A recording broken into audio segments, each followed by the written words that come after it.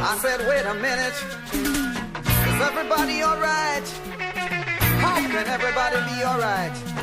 Think about the people starving in Ethiopia. Think about my brothers struggling for power in South Africa.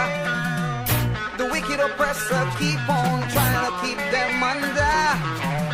Tell me, Lord, how long do my people have to suffer? Oh, I'm a warrior, and I'm a fighter for what I stand for, and that's my total freedom. Said I'm a warrior, and I'm a fighter. Yes, I know I'm gonna have to fight on for my total freedom. Yeah, oh yeah.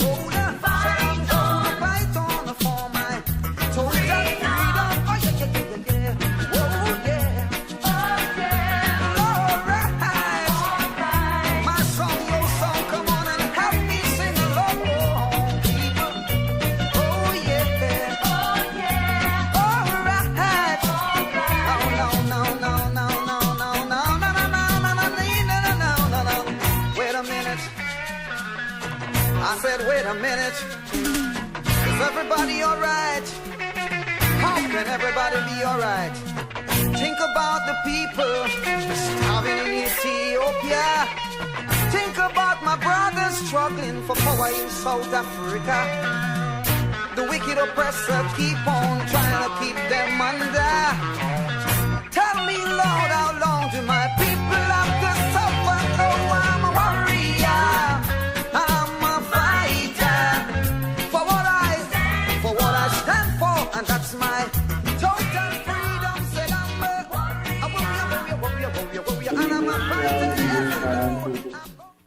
thank you so much for joining me. I know when I called you to ask you to join us in our evening newscast, you said, Oh yeah, all right. No. let me allow you to tell me your feelings on this. Thank you, Chanel. And you know,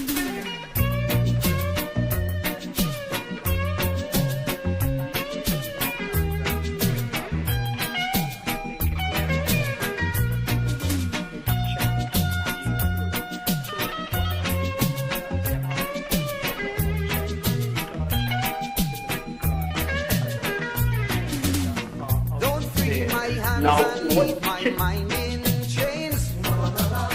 Don't say I'm free and you still washing my brain to do the things that you want me to. I've got a mind of my own.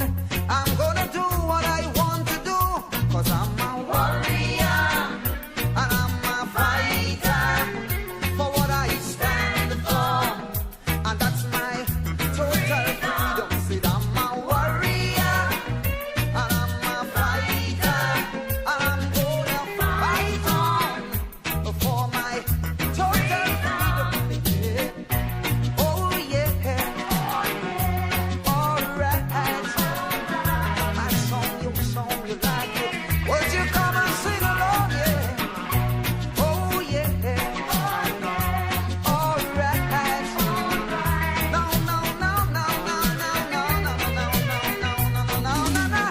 You give me work and make me slave all day. Then you raise your prices high to take away my pay.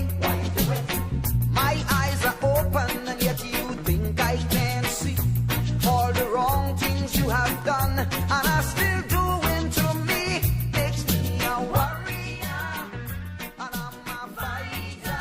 When I hit the air, it just couldn't resist. And like never before, fried chicken with a special blend of local seasonings and a one-of-a-kind flavor down to the bone. Today, Royal Castle still have that same delicious taste, and I love it too. The kids can't resist it either. Plus, they have more to enjoy. For me, the castle is more than just nice food. It's we own, part of me and you, and is the real flavor of TMT. You, what are you doing on Tuesday at 7:30? I'm going to our service. Join me on Tuesdays on MCTV. Don't make joke. Every week, new episode. What are you waiting on? Make sure to schedule me in. Don't make joke. MCTV original series. Make sure to watch. Yes? They can't do the show. Thank God, they won't be here anyways. Don't make joke, eh? No, they're just joking, Jules. What goes in is a local something that makes it all taste better. Rowdy at the go, B&M must go, Rowdy at the go, tell them go, Rowdy at the go, B&M must go, Rowdy at the go, everyone's coming out to bring up.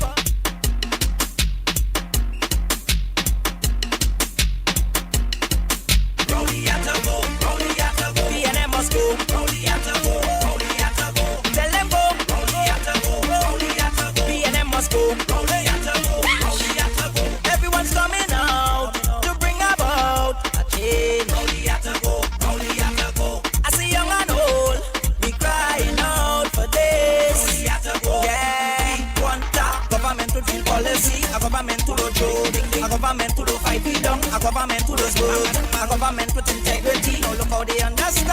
A government in CTMT, now without the ballhead man everybody. Rowdy at the go, B&M must go, Rowdy at the go. Blessed good afternoon to each and everyone. Blessings. Welcome to U97.5 FM, Douglar Radio, hot like pepper. Indeed, it's always a pleasure to have you within our company by the sound of our voices and by the skillful handling of the system by none other than the original Cocky D. We want to remind you first of all that today is the day that the big boss himself, the big giant of a man, Anil Roberts, will come to you with Douglar Politics at 7:30. We will be crossing over. Archie, have your fingers on the buttons. Archie, have your finger on the button. You know, Douglar Politics, you know, we always start on time. So we look forward to hearing Anil Roberts, the Honorable Senator, at 7:30 as he come to you with nothing else but the state of affairs in our country. Today, ladies and gentlemen, it's a good day. It's a good day. It's the day that the Lord have made. And you know, the psalmist said that I will rejoice and be glad in it.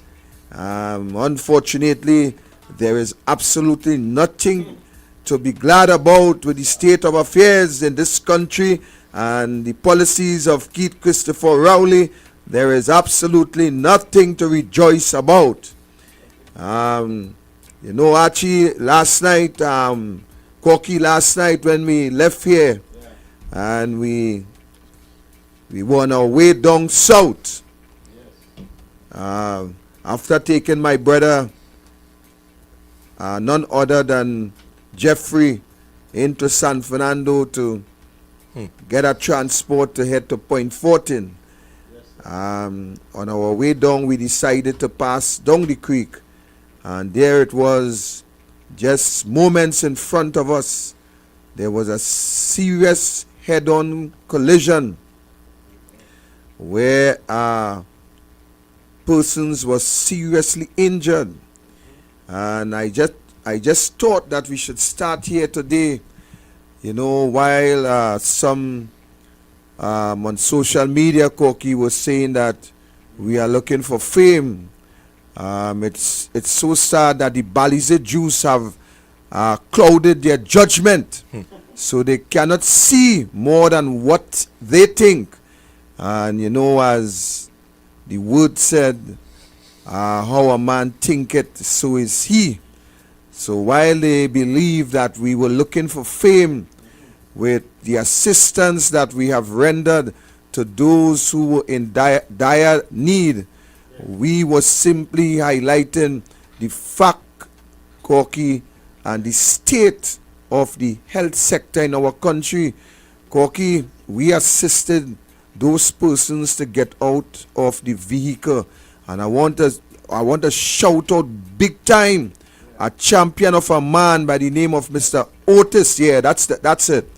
A champion of a man by the name of Mr. Otis, who have assisted seriously, Corky, in getting those guys out of the vehicle. And of course, there was also a lady that were injured. I believe that she also had broken limbs. And Corky, the unfortunate thing about that, while some may see it as looking for fame, the unfortunate thing about that, Corky, is that after we had assisted those folks to come out of that vehicle with serious injuries, a matter of fact, Mr. Otis had to strap the driver of the vehicle leg very firmly and tightly because there was a laceration within his leg, Corky, that was about, without exaggerating, about 2+ inches wide and about 6 to 7 inches long. And a matter of fact, we were seeing straight down inside that you can almost see the bone, Corky. And Mr. Otis, I really want to shout you out this afternoon. And you know, with all that, Corky, we call for the ambulance, and it was sad to hear the voice on the other side saying that no ambulance is available.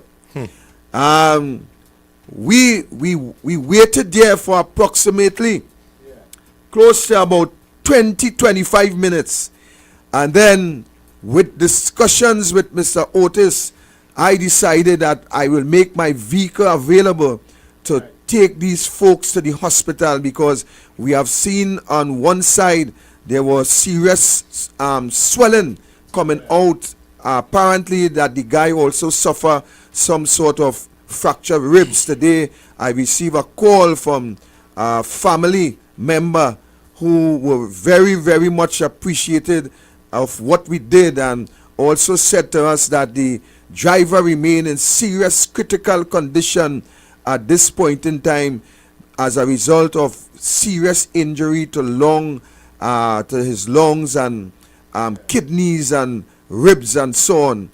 And Corky, we took that gentleman, and I want to shout out the 2 police officers who have escorted us. I want to shout you out as champions. Of course, a decision had to be made whether we will just allow this guy to remain at the side of the road and bleed out to death, Corky, or take the chance with proper care, with Mr. Otis riding in the back of the vehicle also, trying to assist the gentleman to keep him stable while we take him to the San Fernando General Hospital. Corky, I am telling you, the road is another issue. The road is another issue, Corky, a serious issue. And I am telling you, people who may very well have broken ribs and so on these roads, Corky, by the time you reach the San Fernando, you will very well have a punctured lungs because of the condition of these roads. But nevertheless, I want to shout out you police officers as hero. We are grateful for your assistance. And Corky, the next sad thing, while people believe we were looking for fame, the next sad thing about that, Corky, is when we reach in front of the San Fernando General Hospital, to the entrance to go in to the accident and emergency vehicle, we parked just to the front. The police officer went into the casualty department, the accident and emergency department, spend approximately 15 minutes, Corky. And within that 15 minutes, it was very sad when the officer returned and said to us that there is no stretchers available to take that gentleman off of that vehicle to seek attention inside. A matter of fact, they were saying that it's only a wheelchair that is available. We have a man lying in the back of a van, semi-unconscious, with serious injuries, spitting blood. And you are saying that there are no stretchers within the San Fernando Hospital available to take this gentleman to get medical attention inside. Now, Corky, the next sad thing about that is that after waiting, and I'm calling the time because we had the live running. After waiting there for approximately 28 minutes, an ambulance came up, and when that ambulance came, a nurse came out from the side door, and she said, we have in our company a COVID-19 patient. So what happened is that everybody, including myself, we stepped back to give that social distancing and to give those who brought the COVID-19 patient to the hospital that free clear way. Corky, listen what I'm telling you this evening, you know. They took that patient inside, and in a matter of about 5 minutes, they returned with the same stretcher to take the gentleman off of my vehicle. The COVID patient. So I asked a question, Jeffrey, and the question I asked, I say, isn't this the same stretcher that was now utilized to take that patient inside? The ambulance driver respond, Jeffrey, by saying, look, I am merely doing a favor here, you know. So he ain't working then? Listen, man. What the jail is this, man? Well, what he's saying to us is that he is not attached to the hospital, and that stretcher doesn't belong to the hospital. It belongs to the ambulance. So he said to us, I am just doing a favor here, you know. Is that a favor I doing? So all I did, I stepped back, Corky, and I said, but how could you use this stretcher without it being sanitized? That's right.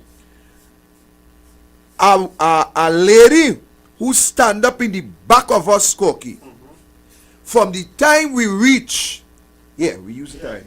By the time we reach with the patient, the accident victim, she stood up by the side of us to the outside, having a look at those on the van.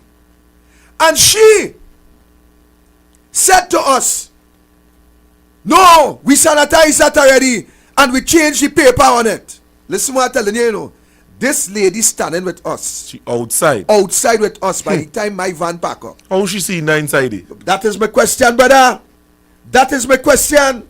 So she outside. It appears to be she's some kind of awards maid. Awards attendant. But she stood up outside by the time we reach.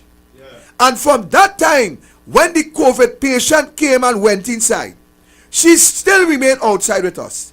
But yet, when that came out and we raised an alarm, she is saying, no, we sanitized that already. Cocky, you see the kind of madness, the kind of craziness that really taking place in this health sector? How could you tell me a place as accident and emergency, you are telling the police that there is no stretcher available to move a patient off of a van tray who is critically in need of medical attention? You are saying to the public that there is no stretcher available.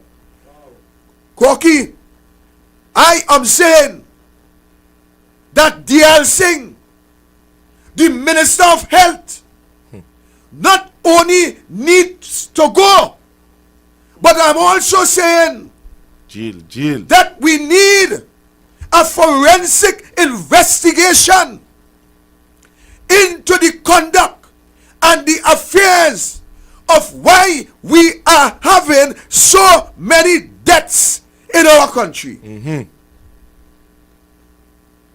I heard a male nurse speaks of point 14 COVID facility. In my words, as a cemetery, he called it a death hole. He speaks of the terrible, the worst type, ladies and gentlemen,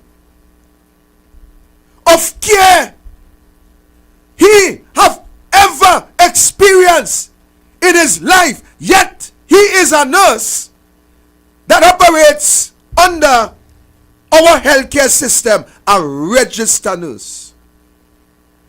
He speaks of defecating and remaining in that condition for days. Nah, man. Jeffrey, he speaks of one nurse to 50 patients in point 14. And yet the minister and the minister board cahoots who they appoint on board every Monday morning, those who betray the health system, who not an Angostura board. A matter of fact, we now have the CMO on a PNM board. And then they come to us on a weekly basis and spew out Balize juice to convince us that the health sector is up and running, and the care that is being given out to patience is number one in the world, number one idiot in the world. Madness. That is what the health minister is. We, ladies and gentlemen, I walk with a coffin symbolizing from Erin to Port of Spain, symbolizing the death of our loved ones in this country. But it seems as though simply because you folks look at the PNM as only a Jesus, simply because you folks look at the PNM as a God, all you will rather die believing that the Balize will take you to heaven than to stand up and to speak out against the injustice and the ills that this government continues to perpetrate against its citizens. That is how you look at the PNM. The PNM, to some of you, is one of the saints. It is only a matter of time before you folks kneel down and say, in the name of the Father and of the PNM and of Rowley, amen. It is only a matter of time, because I cannot understand how come in this country that you have eyes to see what is happening. You have seen the destruction of the PNM in this country in every aspect. But yet, you believe, Koki, there's a tune that say better days are coming. See if you could find that tune and play it for them, Koki. Better days are coming.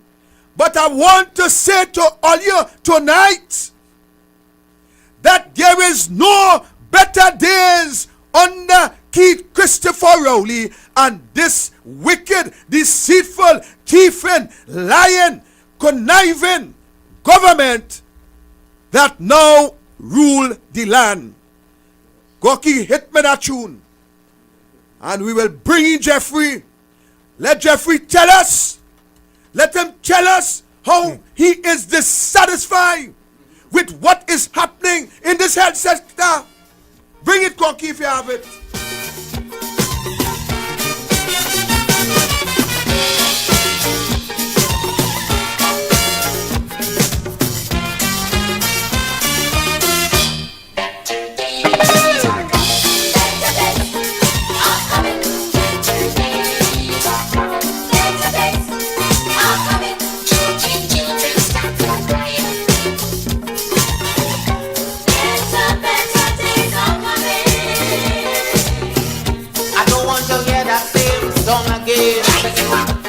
If you sing the same song, I might go insane.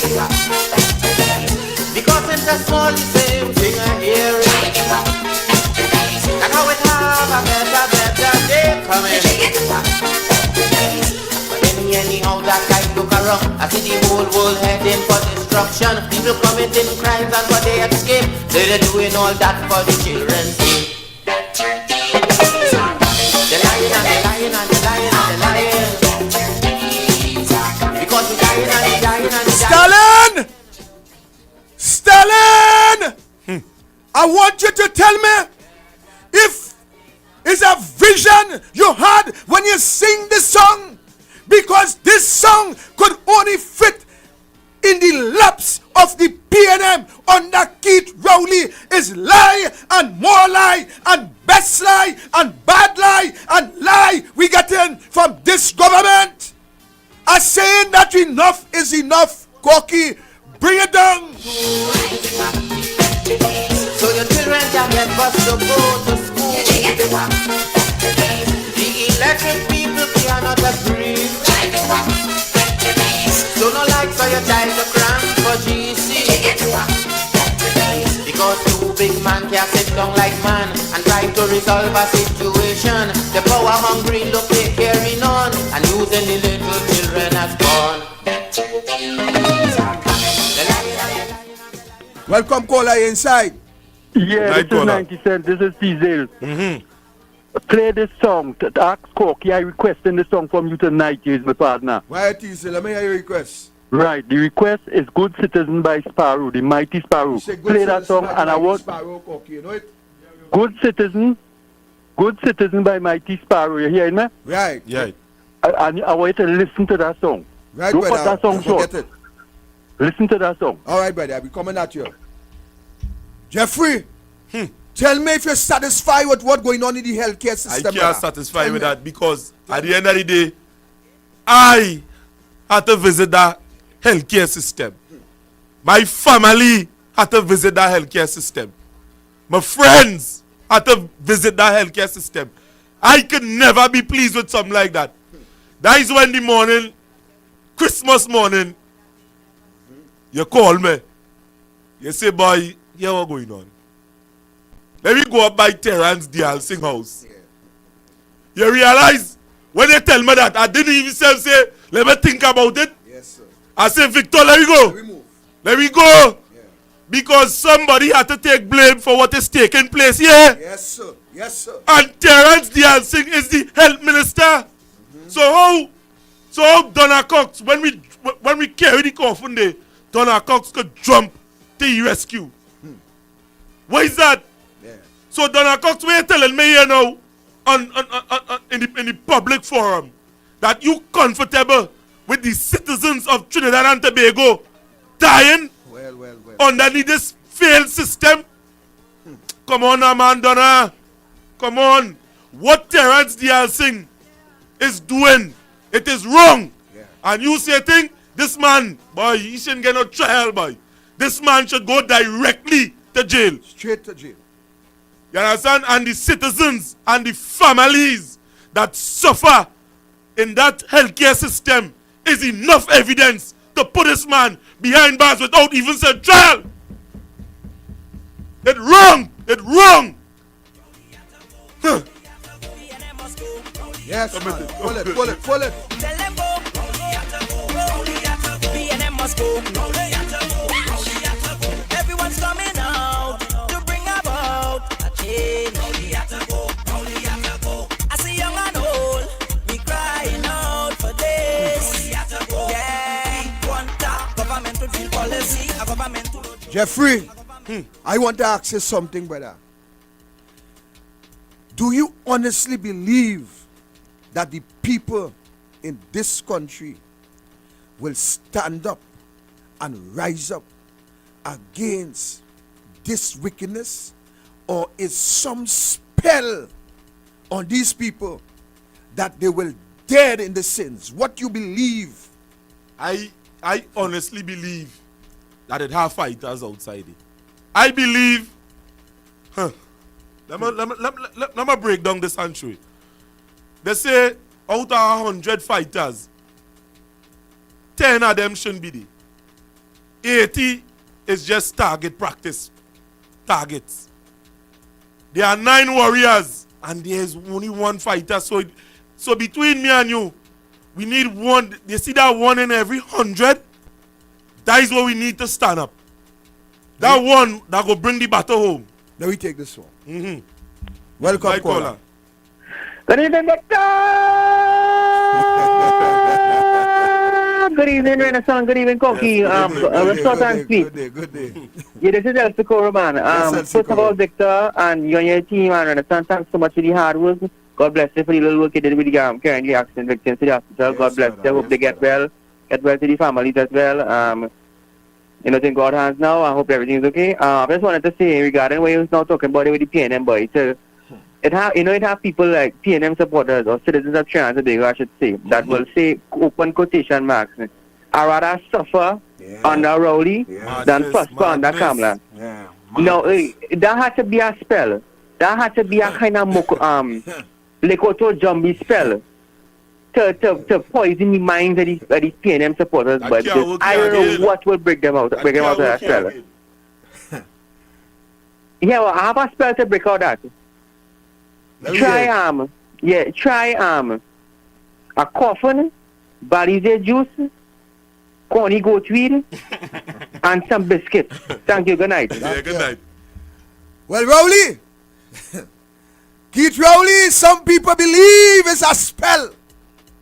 Well, I want to let you know today that we come to remove that spell from the people mind with education on this program. That is true. We come, Keith Rowley, to bring the truth to the people that the scale, that the stale balize juice create in the eye will be removed so that they could see the truth. Let me take this one. Welcome, caller. Good night. Good night. Good night, Mr. Dorsey and Mr. Jeffrey. Good night. Job well done. Thank you. When I hear this person say Dorsey, that person had to be from down south. I know this voice. Jeffrey, who it is? I know this voice. Only them people know that name, deep down south. But here what going on? Here what going on? The healthcare really in a mess. Really in a mess. My daughter take the thing. Yeah. End up with she kidney compromise. Right? Right now she had to go back in because they put in the bag to drain the kidney. And it dry rot. Don't see. Oh gosh. Nah. Yeah, right in San Fernando Hospital. And Terrence, I think that's both so much. Bossing. And I'm back in all here 200%. Not one, you know. 200. Because I don't live my life. I have nothing living for you. Have a pleasant night too. Yes. Thank you. But caller, live for your daughter. And that is a call that we will continue to make. Those who took the jab and as a result of taking the jab, they are now facing serious medical issues. The government must take some responsibility to compensate these individuals. I should. They must take responsibility to compensate these individuals. This is the kind of fight that I want in this country. This is the kind of fight that I and Jeffrey and others prepare to fight. Straight down. To bring fairness and justice across the board to every citizen. Every citizen. This is the fight. For far too long, we have certain individuals who continue to benefit. I want to say to you tonight, Trinidad, I want all you to remember Maxi Coffee. When Maxi Coffee took in ill, the government spent millions of your taxpayers' money to keep Maxi Coffee, who was the communications minister, to keep him alive. What is wrong with us in this country? So if the government could take we taxpayers' money and pay all the medical expense for Maxi Coffee, what is wrong with you who pay the tax? What is wrong with you? What is wrong, Trinidad? Let me take this one. Welcome, caller. Good night. Hello? Yes, good night, caller. Sir? Yes, ma'am. Yes, ma'am. I just am calling in because 2 Fridays ago I called in and said that a relative of mine was hospitalized under the COVID-10 from the Wednesday, and up to the we had no information yet. But I want to say that later that night, about 10 o'clock that night, we got a call from Augustus Long Hospital where they said they received him and they received him in critical condition. I know we're on the topic of Ministry of Health and Healthcare, but I think it would be remiss of me if I didn't say a very heartfelt thank you to Dr. Mohammed and that crew at Augustus Long Hospital who cared for my brother-in-law. His name is Primlal Rambali, from the 12th up to the 24th when he died. Beautiful. I mean, so beautiful they were in terms of amazing. the They called us. We had like hourly updates. But San Fernando is a whole different scene. It's totally different. Ma'am, yeah? I appreciate that you recognize that within the healthcare system, there is some competent doctors, and we salute them, and we salute you for your comment. Of course. Yeah, we really so appreciate I couldn't be bashing them 2 Fridays ago and let Dr. Mohammed work go unrecognized. They're an amazing bunch of people, and that is at the Augustus Long Hospital. But in any event, I said all of that to say I did lose my brother-in-law. The funeral was Friday, and just, we continue to live now by the grace of God. Condolences, and stay strong. Thank you. Thank you very much. Dr. Mohammed, at the Augustus Long facility, we salute you and your team. But we need more Dr. Mohammed in San Fernando. We need more Dr. Mohammed in Point 14. We need more Dr. Mohammed in Couva.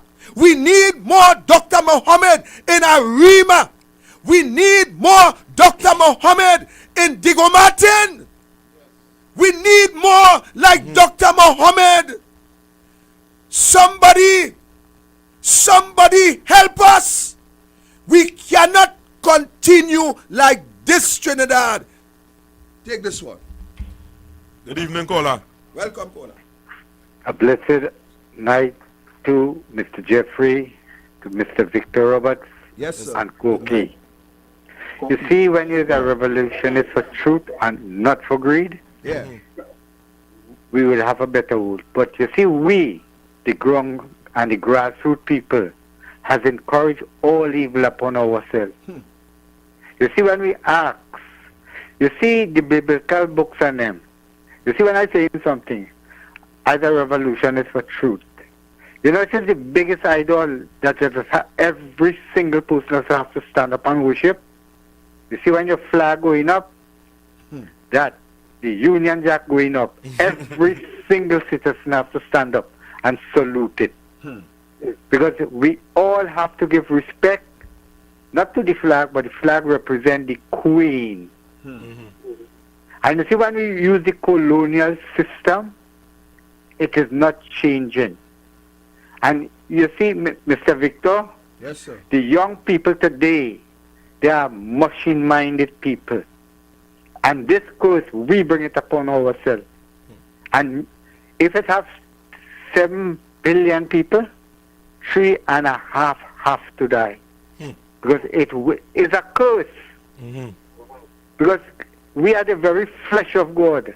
We are the very breath of God. But we deny ourselves honesty, truth, dignity, transparency. Today, lawyers put on jacket and tie. And who they are? Are they really working for the people? For the people? No. Money. Are the doctors working for the people? No. Money. Are the judges working for the people? No. Money. You see, this is the government's institution. Everything collapsed through our greed. If we was honest people, you know, when you talk that story there, you have to take up a man at a hospital. You go there for comfort, for release of pain, for it to make you comfortable, and your parents, the child, the mother, the father happy when you reach there. But when you go there and have to wait for 28 minutes, what curse is that? So we only have people with paper and no mind and no conscience. When I am a lawyer, I have to be a millionaire in 2 years.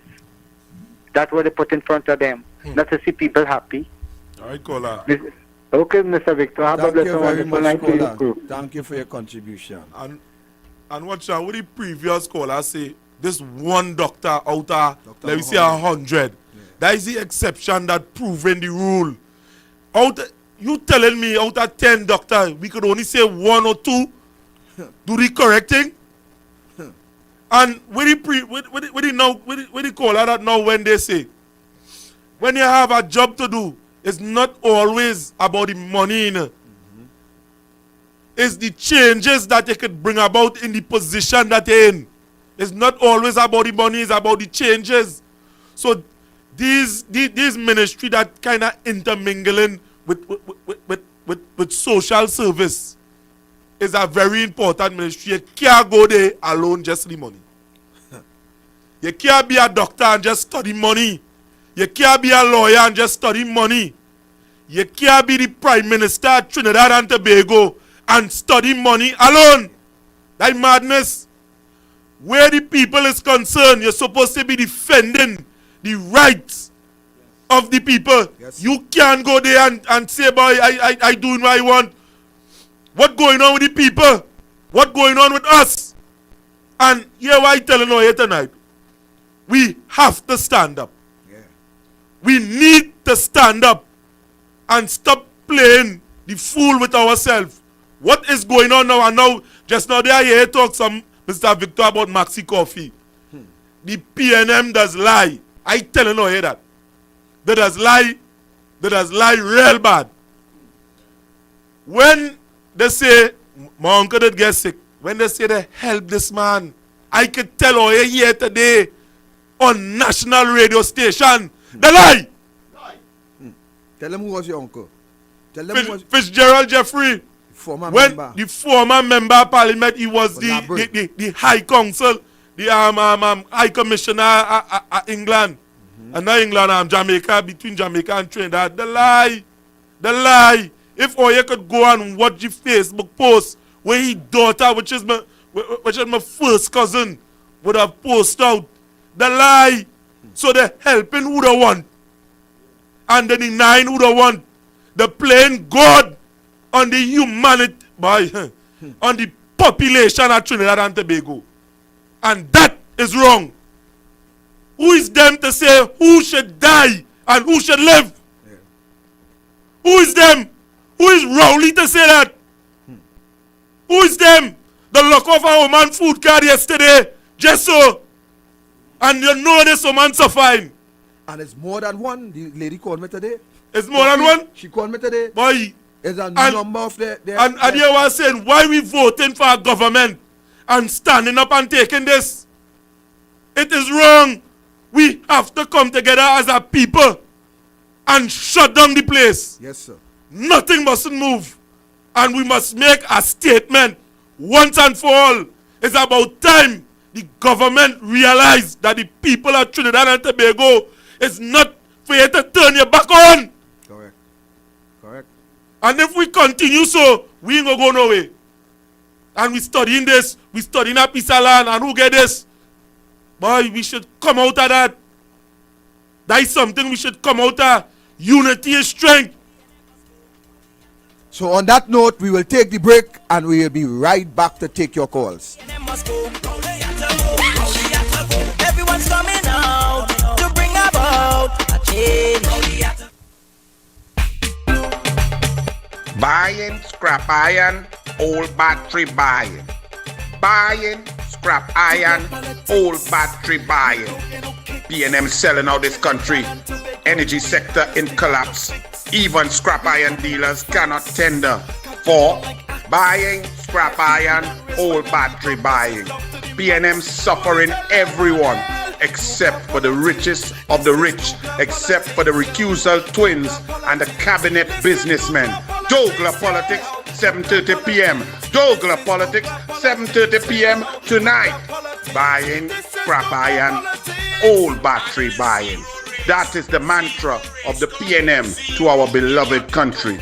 Douglar Politics, 7:30 p.m. sharp.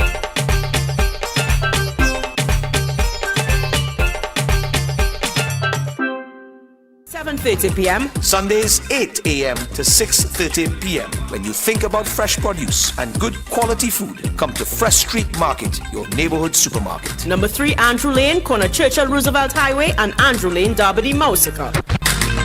Le Grand Coulon Spa Resort at Stonehaven Bay, Blackrock.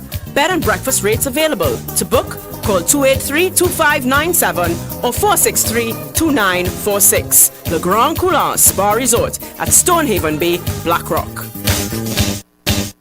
Come to the Waves Restaurant and Bar, Grafton Beach, Blackrock, Tobago. Great ambience, fantastic prices, all COVID protocols observed. Full premium bar available. Call Waves at 731-4646 to make your reservation. Come dine with the Waves Restaurant and Bar, Grafton Beach, Blackrock, Tobago. You must be vaccinated to dine in. The local Palooza show and countdown. Now showing on MCTV. Hosted by TNT's rock ambassador, Bees High Five, the metal merchant. See and hear all your favorite local rock bands. Keep it rock alive. Rhythms Communications Network. Local Palooza show and countdown on MCTV. The local Palooza show and countdown. Now showing on MCTV. Need a little motivation to wake you up? Well, join the Glitz and Glamour team Monday to Friday, 6 a.m. to 9 a.m., where we bring to you interesting, fun, and informative discussions daily. With your double D girl, Halima, and DJ Ashley. Let us be your wake-up call. Good morning. It's another episode. Me, I don't watch people, man. Are you ready for On the Road This Carnival 2022 with U975 and MCTV? U975 FM Hot Like Pepper Radio and MCTV present On the Road 2022. This carnival as we take to various bars every Friday until Carnival. Come and meet our on-air DJs, presenters, and enjoy live soca and chutney performances. Keep listening to U975 and viewing MCTV for a weekly listing of the bars in your area. All COVID protocols are observed and adhered to. On the Road 2022 with U975 and MCTV coming to a bar near you. I don't watch people, man. U975 Hot Like Pepper Multicultural Radio and Multicultural Television MCTV, bringing you back where you belong. Part of the Rhythms Communications Network. To advertise with us, call 218-7820. Time has come. U975. Make it your choice. Something for everyone. 975 FM. Music for you. It's all about you. U975 FM, Hot Like Pepper, Multicultural Radio. Power to the listeners. It's time to make your community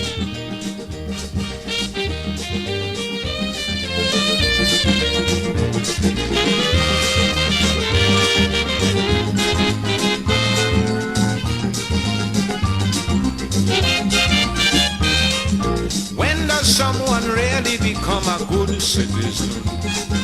I'd like to know for sure.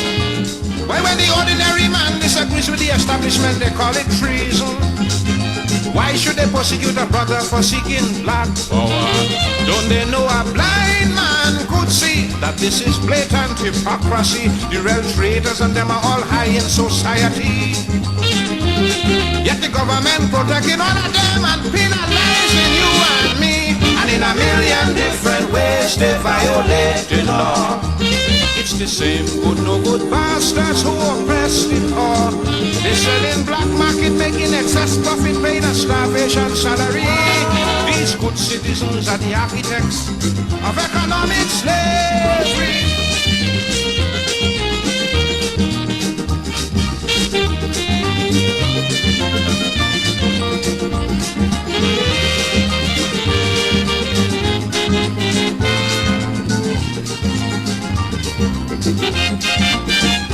say you have the right to criticize, but then you are victimized.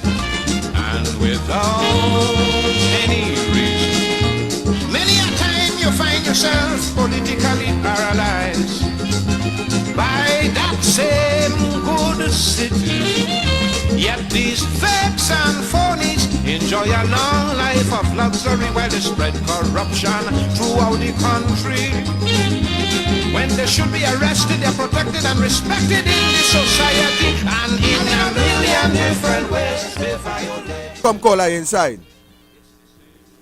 Mr. Victor Roberts? Yes, sir, speaking. My name is Roy Paul. Yes, sir. I'm calling from Brampton, Ontario, Canada. I am Ian's. I'm Ian's uncle. Okay. Yeah, I'm Ian Allen's uncle. Okay, very well, very well. I'm from Saguanas, but I live in Canada now 51 years. Okay, sir, very well. I've been looking at you almost every day. You and the gentleman sitting next to you. Yeah. Yes. And I listen to Arlene too. People in Trinidad don't realize something, sir. We have no black people and no Indian people in Trinidad. We are all West Indians. We are born in Trinidad. We are West Indians, sir. Why don't the people in Trinidad don't understand that? We are one people. Yes, sir. You know, we have too much divisions over there, you know. Black voting for black and Indian voting for Indian. This is wrong. Yes. We have to vote for a better company, Yes, better sir. country, Yes, a better future. Yes, sir. You know, and please let the people know this. And the next thing, sir, is that Kamala should go on in front of the people and tell them what she's going to do. Don't criticize Rolly all the time. You're just canvassing for him. So what you got to do is to let the people know that we're going to fix the roads. If you put us in power, if you put us to help you, you help us to help you. We'll fix all the potholes. We shall bring back the school feeding program. So the children are happy. They can study. When they come home in the evening, their mothers and fathers are proud of them. This is what you tell the people. Because the mothers and fathers have to vote. Right. You understand what I'm saying? Yes, sir. So include the people and let them know that you're including them. Very well. I hope I'm of help. Yes, sir, you are. You know, that's how you win an election, sir. You have to talk to the people and show them what you're going to do for them. Correct. You know what I'm saying? Yes, sir. Not criticizing. Everybody knows what Rolly does. They all know what he does. So you don't have to remind them of it. Go and tell them what is the future, what you're going to do for the people. That is how you get votes. Does that make any sense, sir? Yes, sir. Yes, sir. Thank you very much for Okay. your comments. And you know something? I enjoy your show, man. I'm looking at it right now. Thank you. I'm looking at it right this minute. Thank you very much. Thank you very much. All right. Okay. I'll tell your partner next. Okay then. And if it's the Anil, tell him hi for me. Yes, Anil will be coming on at 7:30. But I will. Yeah, but I'm way out in Canada. I wouldn't be calling right away. Okay, very well. Maybe some other night. Okay, very well. Thanks for the call. So just remember what I said, and if you can pass that on to Mrs. Kamala Basad, to go in front of the people and let them know what she's going to do for them. She has to, every time you call Rory's name, the head, his image comes in the head. She has to put her image in the head. Nice shoot. You understand what I'm saying? Positive image. So she has to tell them what she's going to do, what she's going to team to do. Fix the potholes, fix the roads for the people. She's tired. She has to give them a reason. She's tired of hearing of people breaking the axles and they're losing the tires. They're losing money. Motorists are losing the money. Yes. So she's going to fix the roads for them. And the children are hungry when they go to school. The last government took away their food. We are going to replace that. We're going to make sure that when the children come home from school, let the mothers and fathers hug them up and ask them how school was today and what they get to eat. Yeah. And the children will talk to them, and the parents will be proud of their children. That is what you have to put in the people's heads. Beautiful. Very good contribution. Thank you very much, sir. Does it make sense? Yes, yes, sir, yes, of course, it make a lot of sense. A lot of Thank sense. you, sir. Okay, have a You have a nice evening. Same Yeah, to you you. too. Let me take this one. Caller inside. Mr. Welcome. Victor, Yes, sir. I want the people of South to go and clean its taxpayers' money we wasting. All the schools in Trinidad and Tobago, taxpayers must go and clean it and paint it. And I think every one of us is our money wasting, and we can go forward. You have a big university down in Saudi, and all the laying grass and all kind of bush grow up on that, all kind of school, and the children staying home.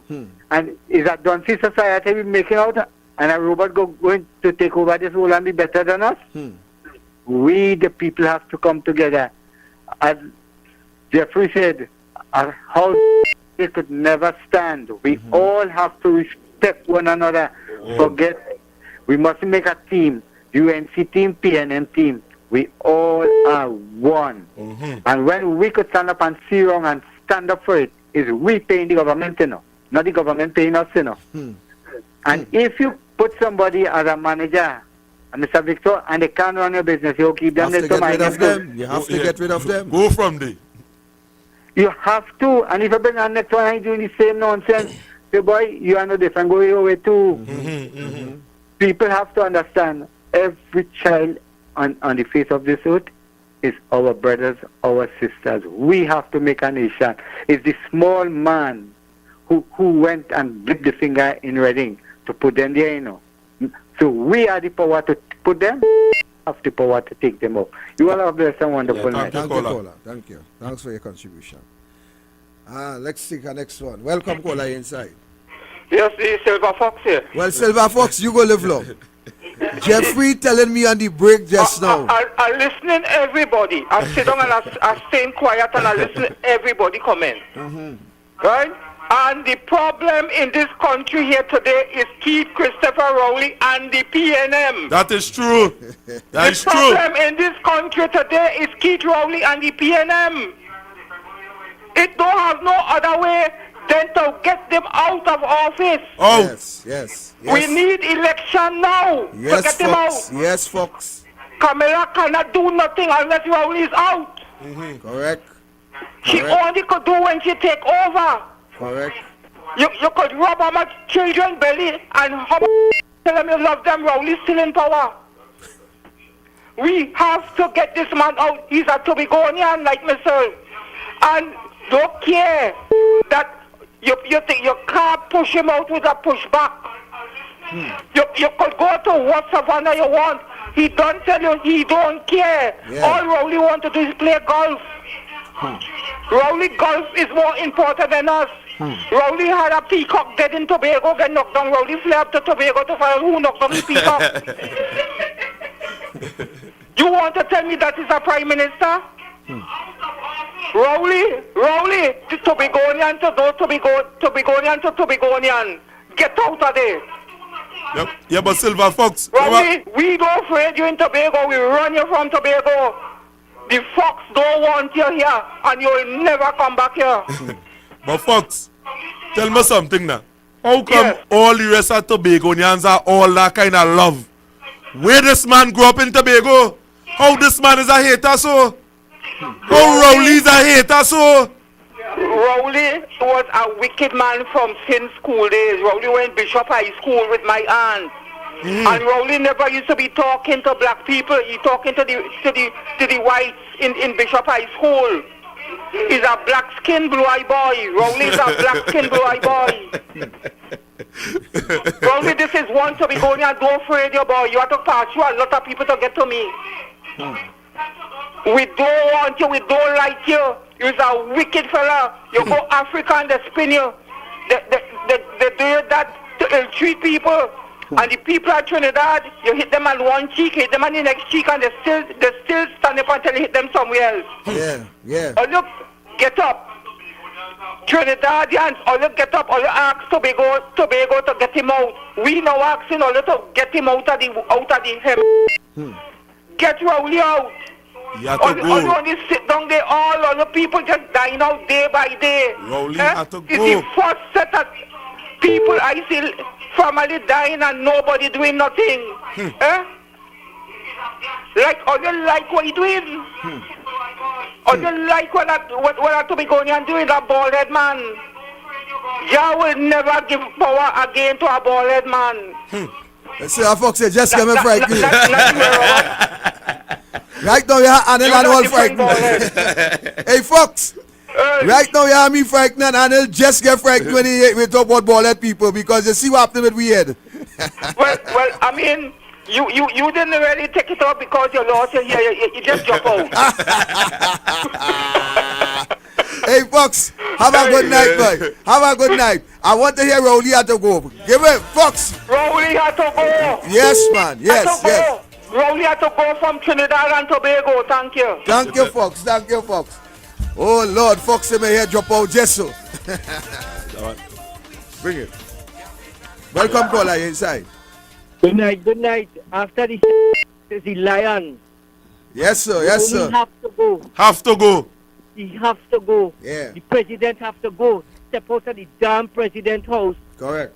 And the president have to go. We want all our head to stand up and say that too. Yeah. Everybody. Exactly. Shut down all your community. Shut down. We want everybody who hear me right now. Lion, we want soldiers, but we are too much a Cub Scout.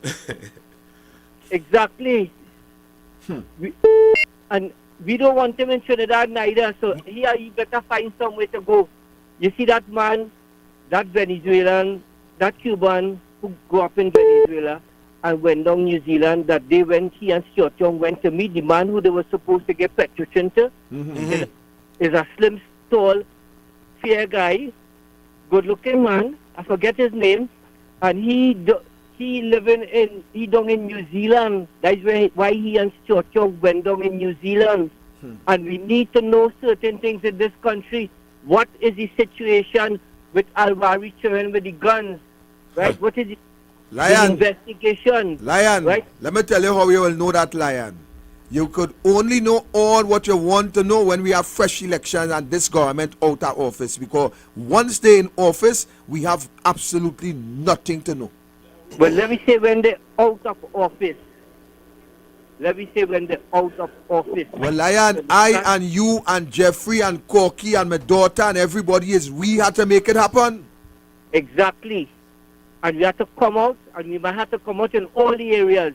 Man might get shoot and thing, Lion, let me tell you how not. Lion, listen to this. We afraid nothing. Lion, listen to this. I going to give you an easy technique where you have to get shoot or nothing. Because let me tell you why. Hold up. I want to tell you why nobody ain't gonna get shoot.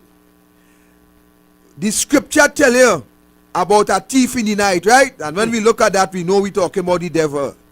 Right. I want to tell you, we have to be able to come out in our community, which is our safe zone. We know every track, we know every crack, we know every cranny. And once we could come out in our community and shut it down, our community, that's all they had to do. Shut it down and go back home in your bed and sleep. Right. You in the star by the side of the road. Shut it down and go back in your bed. You remember the revolution in Cyprus? What takes place in the night and everybody went to work normal the next day? You must check out that revolution. I will. Yes, check it out. All right, take care. Thank you for your comment. And that is why I'm telling people, Corky, you don't have to come and get brutalized, you don't have to come and get beat up, you don't have to do nothing. Come out in your hometown, shut it down and go back home and sleep. Take that one. Good night, caller. Welcome, caller, inside. Good night, Mr. Victor and Mr. Jeffrey and Corky. Good night, Corky. I would like to say something to Silver Fox. I don't like what the Prime Minister is doing. A lot of people on the breadline. That is true. No funds in the food cards. Right? No funds. Up to today, I went to negotiate to check my card. Nothing. No funds. No funds. And you know what is it? This, hello? Yeah, yes. It's going for this month and next month. No money, no funds in the food card. So no Valentine's Day, nothing. So then now we might have to go and thief and kill too. That is the sad reality. That is the sad reality. Because there's a lot of crimes will take place. And who is the cause? It's PNM is the cause of that. Yes, and we telling the people that too. PNM is the cause. PNM is the cause. When you're hearing this one killing this one kidnapping this one dying, and all kind of things. It's PNM fault. It's not our fault. Not our poor people's fault. Yes, the government in charge. And no water. No water. Tell me, no water. Madras would have water. A lot of water. Kelly Village, no water. What is going on? When they do bring back the water dripping, sir. Dripping one drip. Is that water? Could you answer me that? Is that water? That is the wickedness that happening in this country.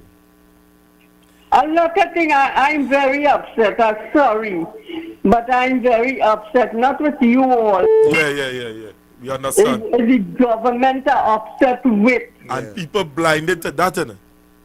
This woman I know what. Something, Mr. Victor. Yes, ma'am. I don't have a husband. My husband died 6 years ago. Right? I don't have any children. Right?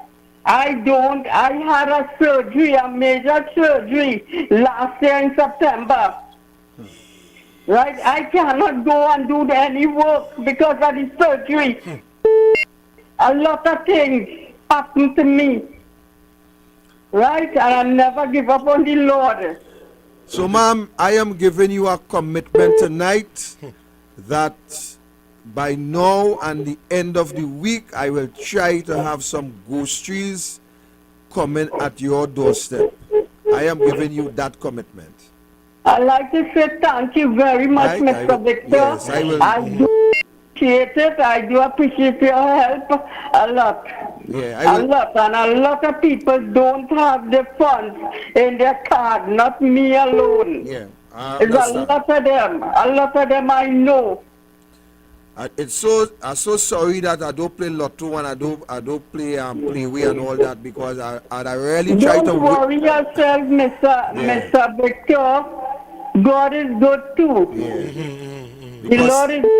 Today coming up the road. I was a former Sunday school teacher. Okay, beautiful. So thanks a lot and so you'll hear from me, okay? You will hear from me before the week is out, okay? Okay, thanks a lot. All right, blessings. Jeffrey, Koki, I come up the road today and I telling Jeffrey, I say, boy, but I started to play the lotto. Yeah, we want to do this up here? I say, no, boy. Let me take this call. Welcome. All right, we lost that one. Koki is a real sad situation in this country, you know. Really sad, you know. Welcome, caller.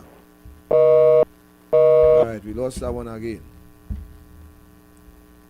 We try it again. Welcome, caller.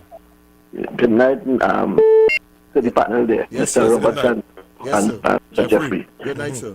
You know, I still sit down listening to you guys. I had to laugh, you know. Half of these people who call and say they have no food card and they had this and that. You know, if election calling money going to right back and vote PNM again, them telling you is, you know, is not the PNM fault. Is thing and it's this and looking for excuse for them.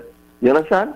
And they just go on the other station, the PNM formatted stations and say all kind of thing. But yeah, there are problems when they come in here on these stations, on the UN. Well, these stations like where we are UNC-based people. You understand? For them to stop the problem. Well, this caller, I can't defend this caller who call this caller who just called, we know her very well, and we know her condition. And you are right, there are some people who will come out and say X, Y, Z, and to the end of the day, election call, and they go right back. But we still have to try to educate, we still have to try to bring the issues and try to help the young ones, the youths, who is in the majority, to really come out and make that change, and of course give them the opportunity to have a say within this democratic process. Yeah, but Mr. Roberts, I find what the UNC should be doing is going on all these seats. It's like how the EBC, there's be able to find it comb and watching through all the seats and the certain areas this side of the road have more UNC than PM, and they put the both of them on so on, they change it up. The UNC have to go and find it come to and look and see where have the people who go in and vote for PNM and bring them across. That's what they're going to make people meetings there with those people around there, especially the youth, as you rightfully say, right? Because election come again, they will go back and do this, make the same mistake, and then all are we suffering. You understand? So we have a process.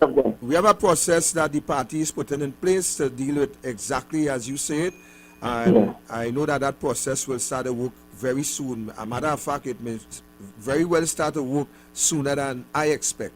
So that is a good advice, and I will keep that in mind. Yeah, but just one last thing before I forget it. Petrotrain, Metal Steel, all those companies on the south side of Trinidad and Tobago. Imagine the government, PNM, send home them, right? They're talking about the SCT again, they send home more workers again. 600. And these people, they still went back and vote PNM. I was shocked when it is them saying San Fernando, East and San Fernando, West, PNM win. How do you kill them when the majority of people who work in these companies is from that side? Something wrong with these people. Is that something wrong with these people or something wrong with the EBC? But remember, Douglar Politics in 5 minutes. 5 minutes.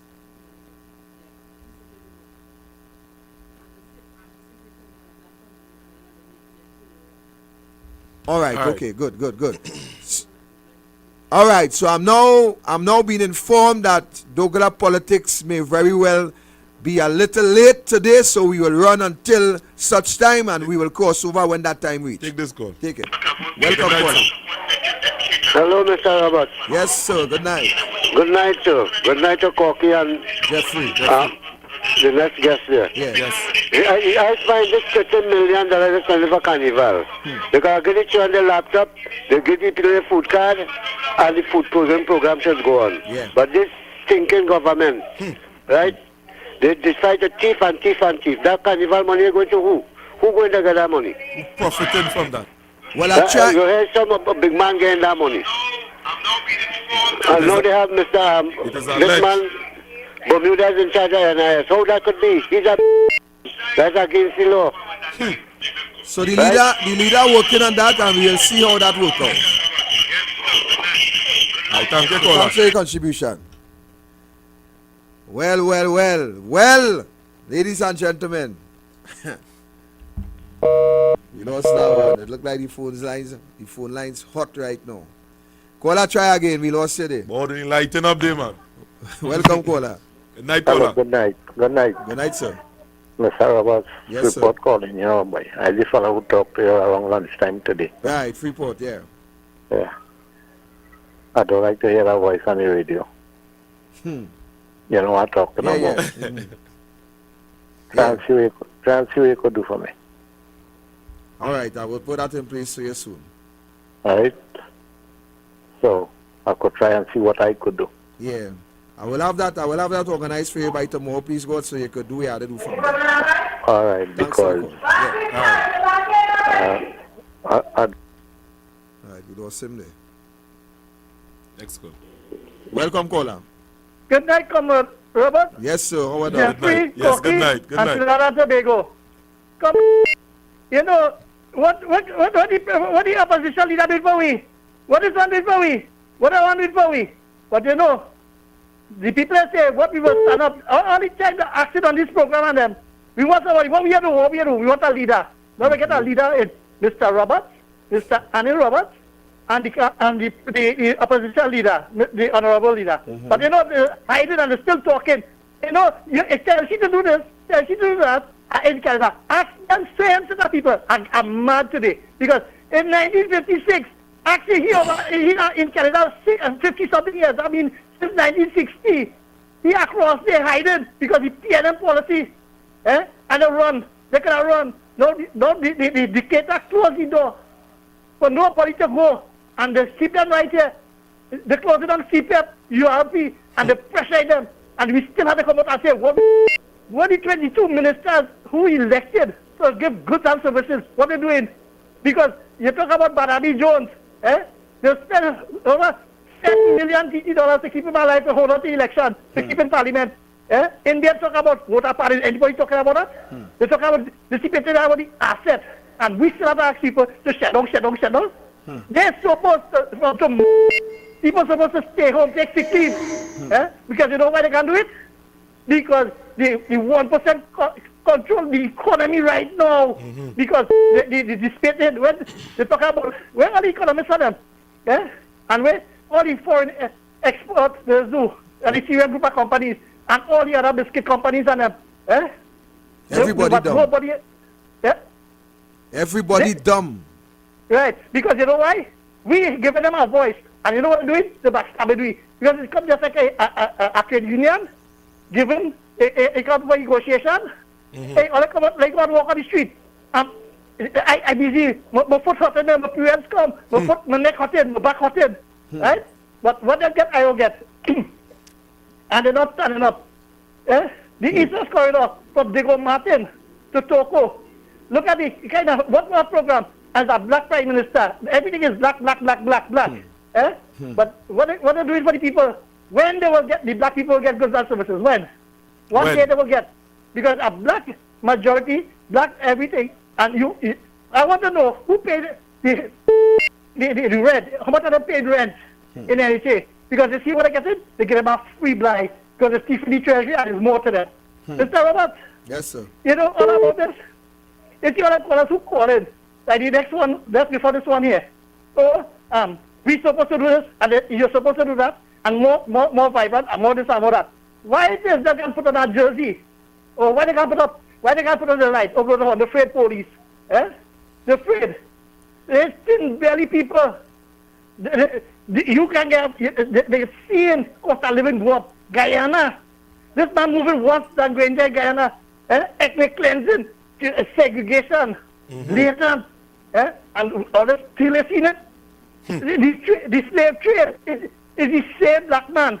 The Indian, who you think fight Mahatma Gandhi, is the same Indian in the British Army went against Mahatma Gandhi and the people of India. Have a nice day. Thank you, caller. Right, so in terms of all my callers going forward, I want you to direct all your comments to me. I will not allow anybody going forward to attack any caller who make a contribution. Make a contribution, talk to me, make your points, and we're working forward. I am going to give every caller the opportunity to defend their position in terms of standing up in this country when that time reach. You see, for all now going forward, every caller who said that they are willing to stand, I am holding and taking your word for granted until you disappoint your word, because you cannot disappoint me, and I will tell you why you cannot disappoint me. I am an individual who fight. I will fight with people, and I will also fight by myself. You know why? Because this fight is not about Victor Roberts. This fight is not about me. This fight is about all of us. This fight is to save all of us. This fight is for the future generations. This fight is not against an individual. Let me make it more clear. This fight is not against Keith Rowley. This fight is against Keith Rowley policies and the lack thereof. That is what this fight is about. This fight is not about people,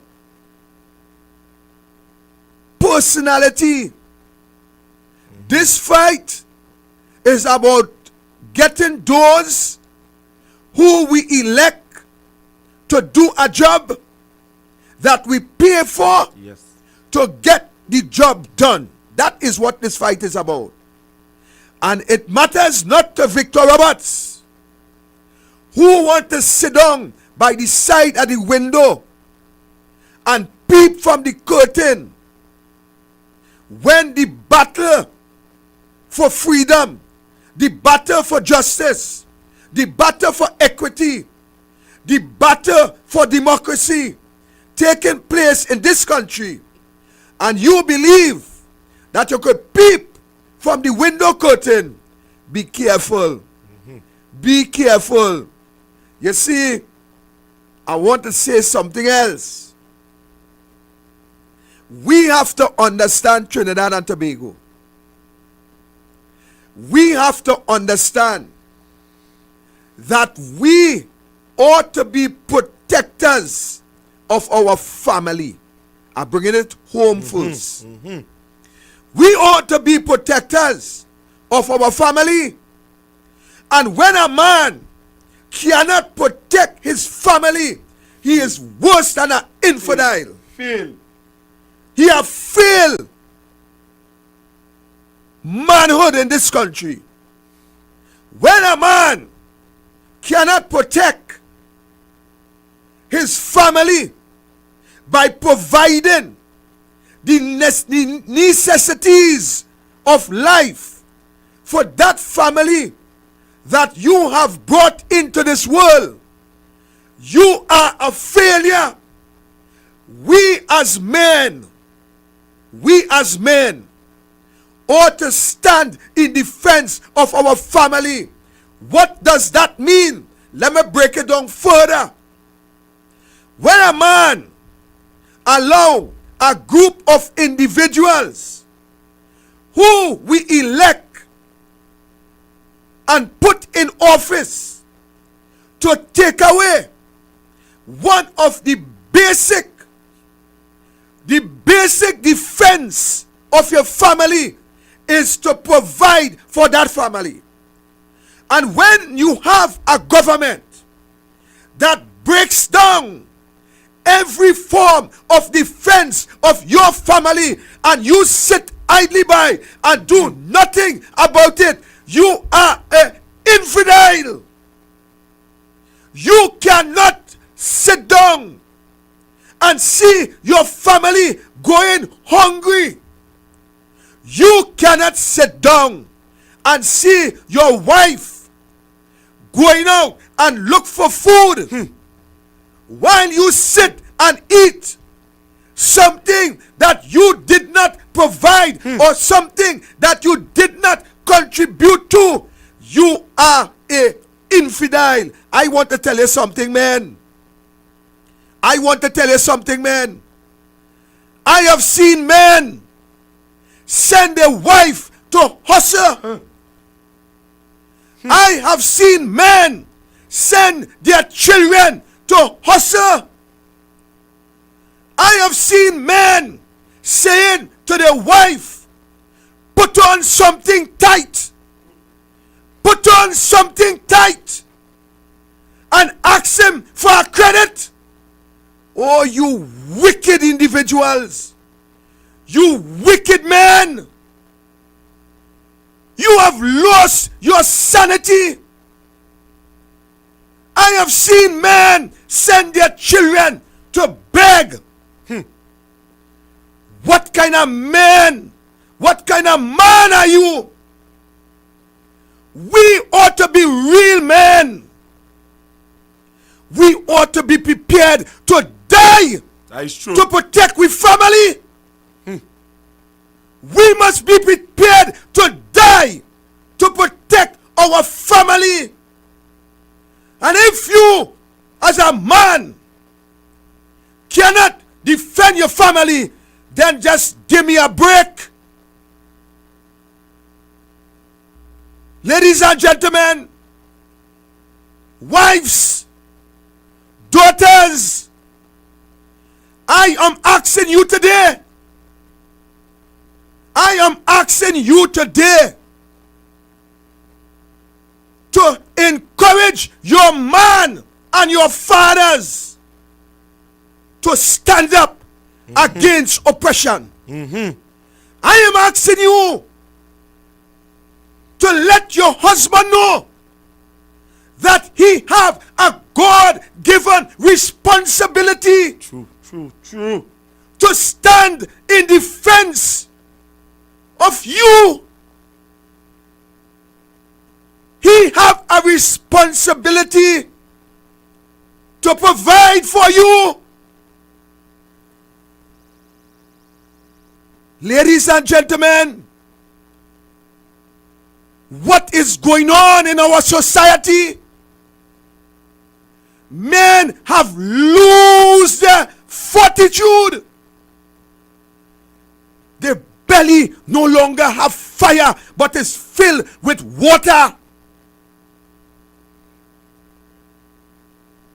Man, you got to put fire in your belly.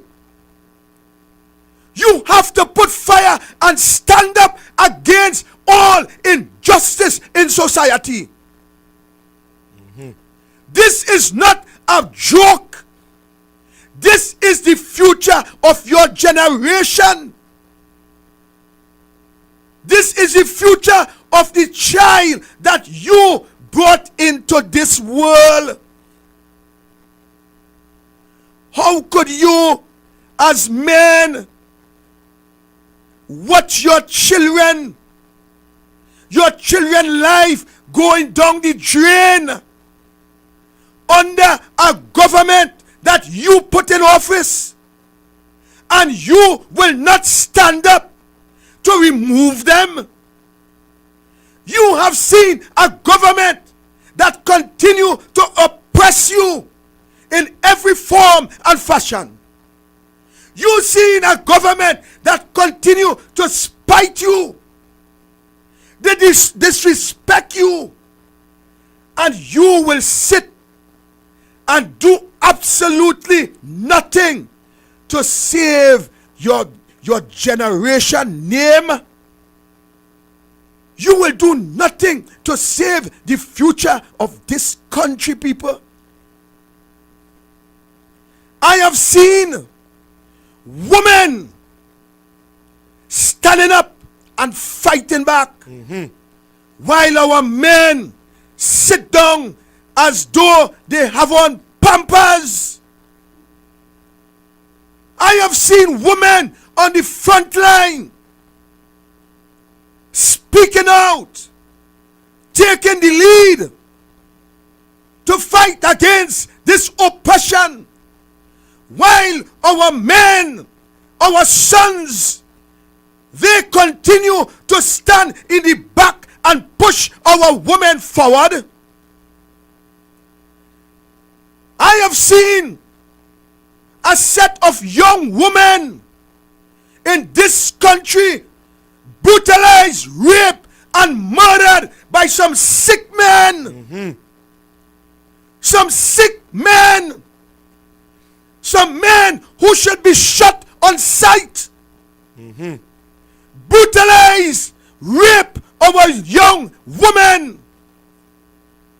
And today in our society, we are not seeing our men standing up and speaking out against this brutality of our children, of our daughters. I remember in days of my father. That is why I am a fighter. When in the village, someone will do something that is heinous, my father and others would have gotten together and they would start the hunt. That individual must be found and captured. Today in our society, it seems as though that our men have become so weak. It seems as though that our men have lost their fortitude. It seems as though our men, that we have surrendered our manhood to politicians in this country. I am a member of the UNC, and I'm saying tonight that if the UNC walk in any footstep of this Keith Rowley administration, Victor Roberts will be the #1 fighter. I don't fear to fight. I will fight for justice. I will fight for freedom. I will fight for democracy. I will fight for the poor and the oppressed and the downtrodden. And I will fight for unity. I will fight for our young women in society. I thank God this afternoon that I am walking a certain path. Because let me say something to you. While we fool ourselves, I will bring it real to you. When it reach on our doorstep, that is the time that we feel the pain. Why, ladies and gentlemen, why we as individuals cannot be defenders of society?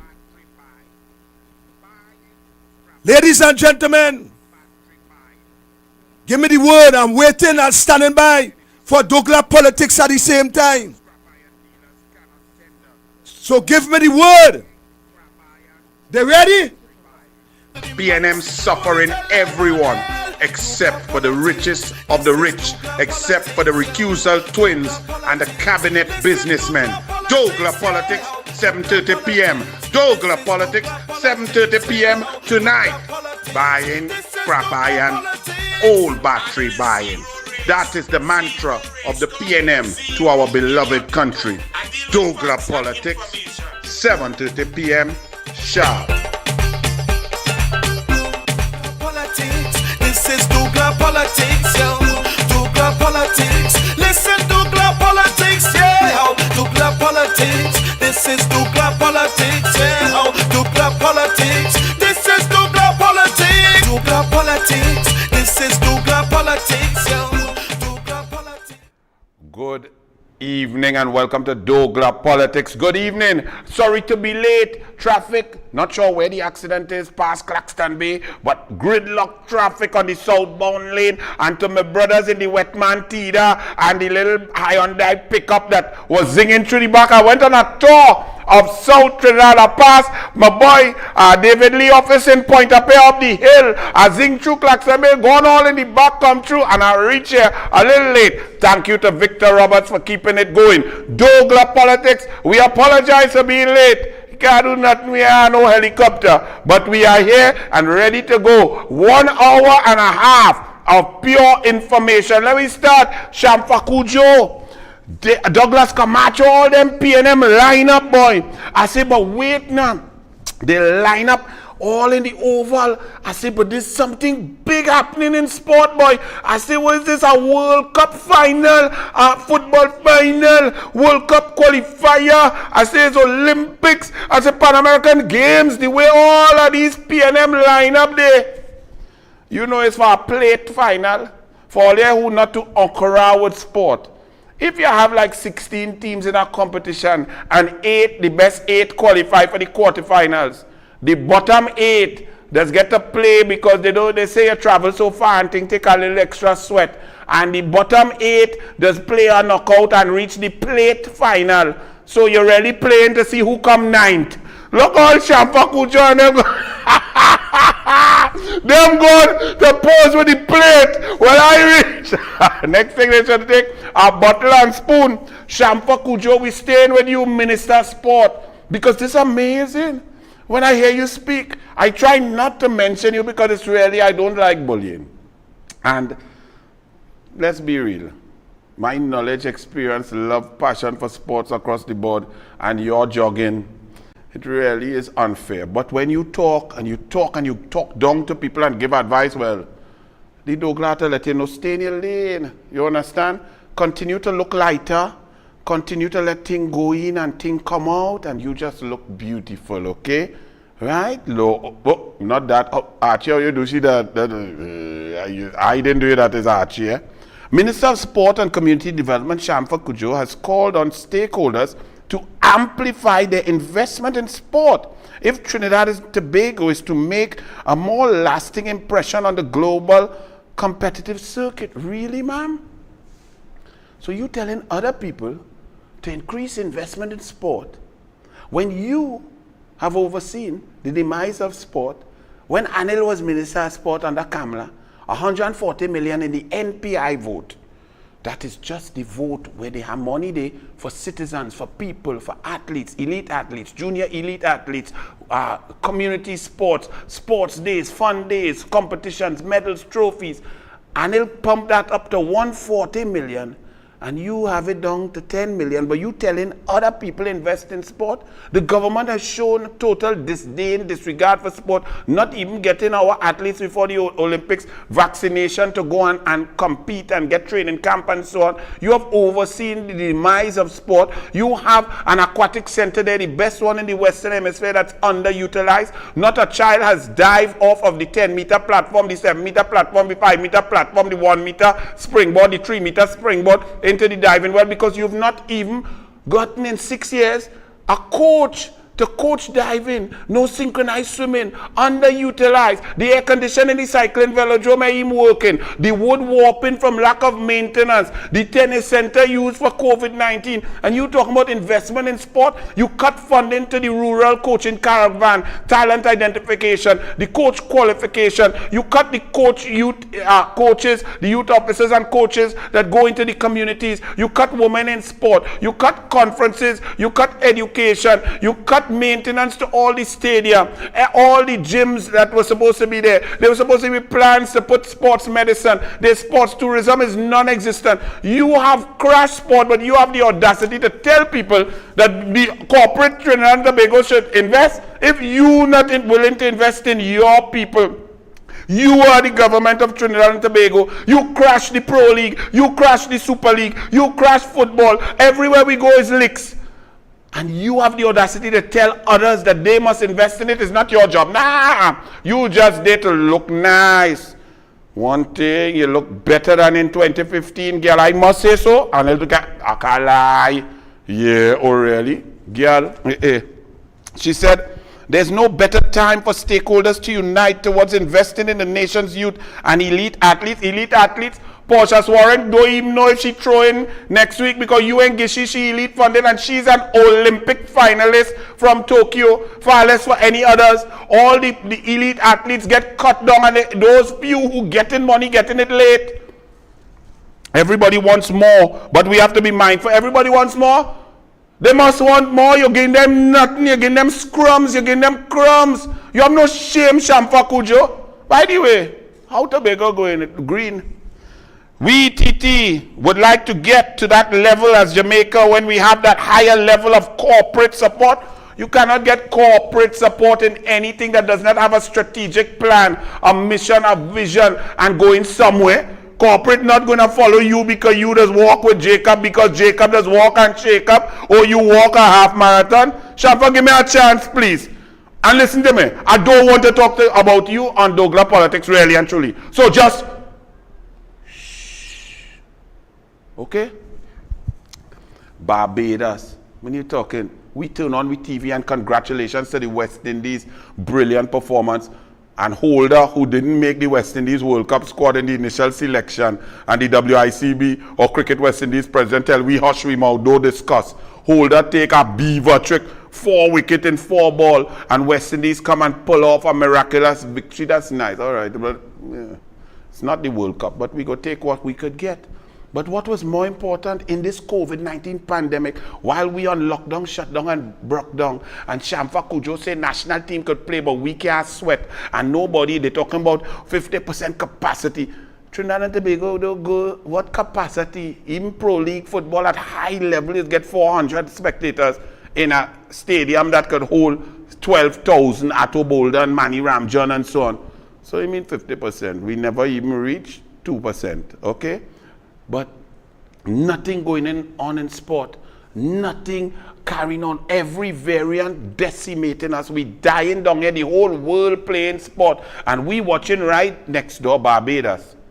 I see about 10,000 English people, pink, pink, pink, pink, the sun making them bright pink, fluorescent pink, enjoying, spending money, drinking Banks Beer, buying tickets, watching England play West Indies, spending money on taxi, hotel, restaurant, bar, drinks, environment, tours. They go inside sightseeing, they shopping, they spending money. So let's see, in Barbados, they get cricket, and they get about 10,000 English fans. That's average 10 days, let's say, stay. And they spend about 600 Bajan in that 10 days, right? Per day. 300 US per day. By 10 days, that's 3,000 US per person. That is a total of 30 million US in 10 days that Mia, Amor, Motley, and Barbados bring in. That's 210 million TT with just a cricket sports tourism. And you are Shamfa telling me the corporate, somebody else must invest in sport, not the PNM. Not the PNM, they mustn't do nothing. They must just recuse themselves and rent their own building and thing, right? And then on top of that, the marketing for Barbados, about 20 hours of cricket. How many people? 700 million people watching that cricket globally, all over in Sri Lanka, India, Australia, and so on. And Barbados on show. What's the value of that? Another 100 million TT worth of marketing for future series, for future sports tourism. And what we have? Kobo dropping COVID.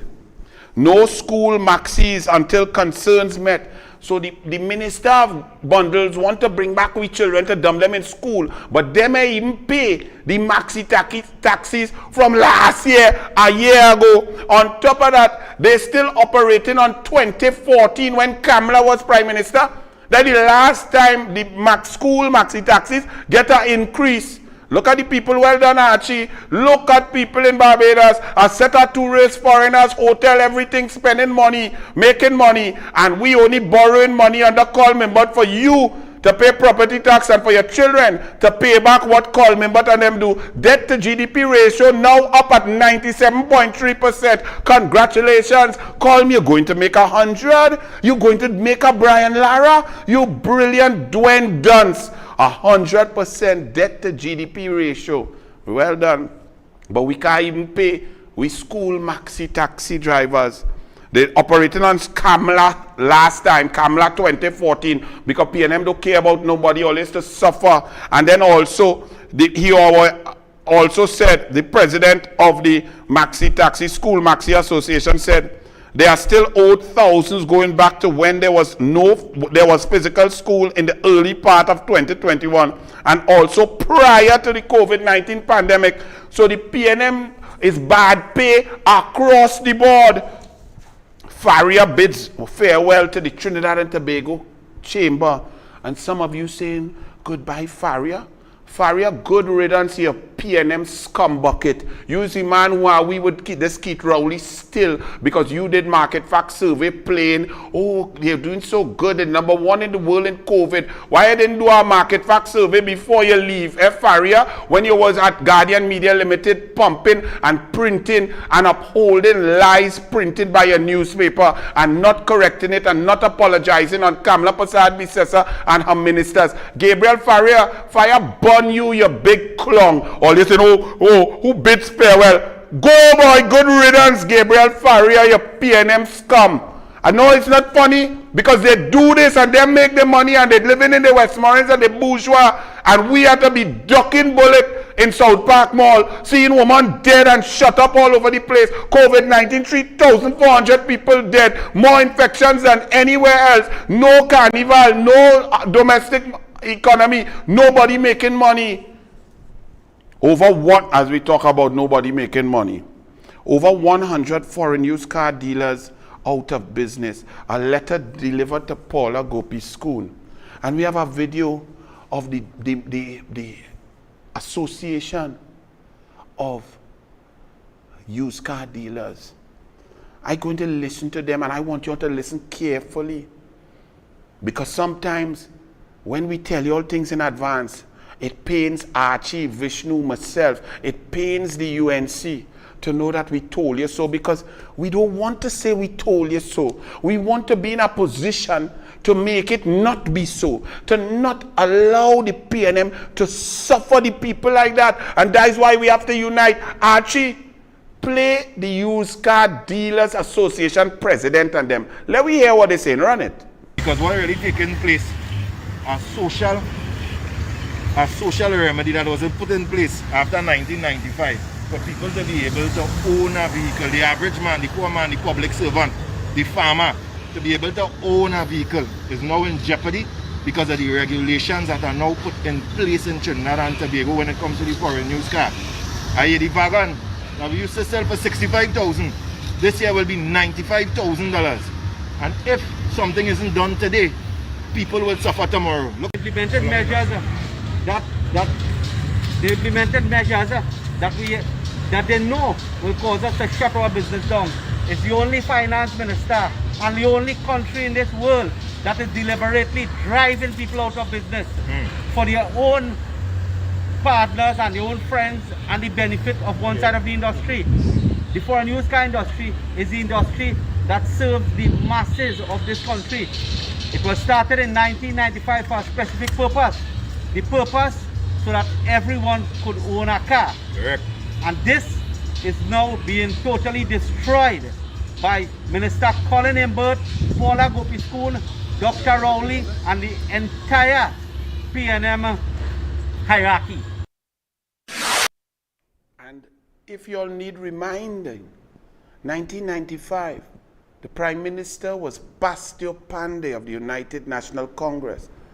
The Minister of Education was Kamla Prasad Bisesa. That Brian Kwaitong, Minister of Finance, brilliant Minister of Finance. Those were the people who allowed lower middle and poor people to have transportation because they understood the security, the benefits, the time saving, the ability to give children the opportunity to study, to take part in extracurricular activities when they did not have to waste that extra time waiting on public transportation. That was the United National Congress. Now the United National Congress under Kamla Prasad Bisesa told y'all before now. I'm happy that they now realize. But let's see what the UNC, what we on Douglar Politics was telling all you before. You're not getting fed up saying this, but what I go say? Run it, Archie. Call me, but he find too many of y'all driving and have cars. He find UNC and Bastio Pandey and Kamla Prasad Bisesa policy of allowing people of lower income to own foreign used cars is pathetic and has caused traffic and has affected the elites' ability to mash gas on their roads. So what did he do now?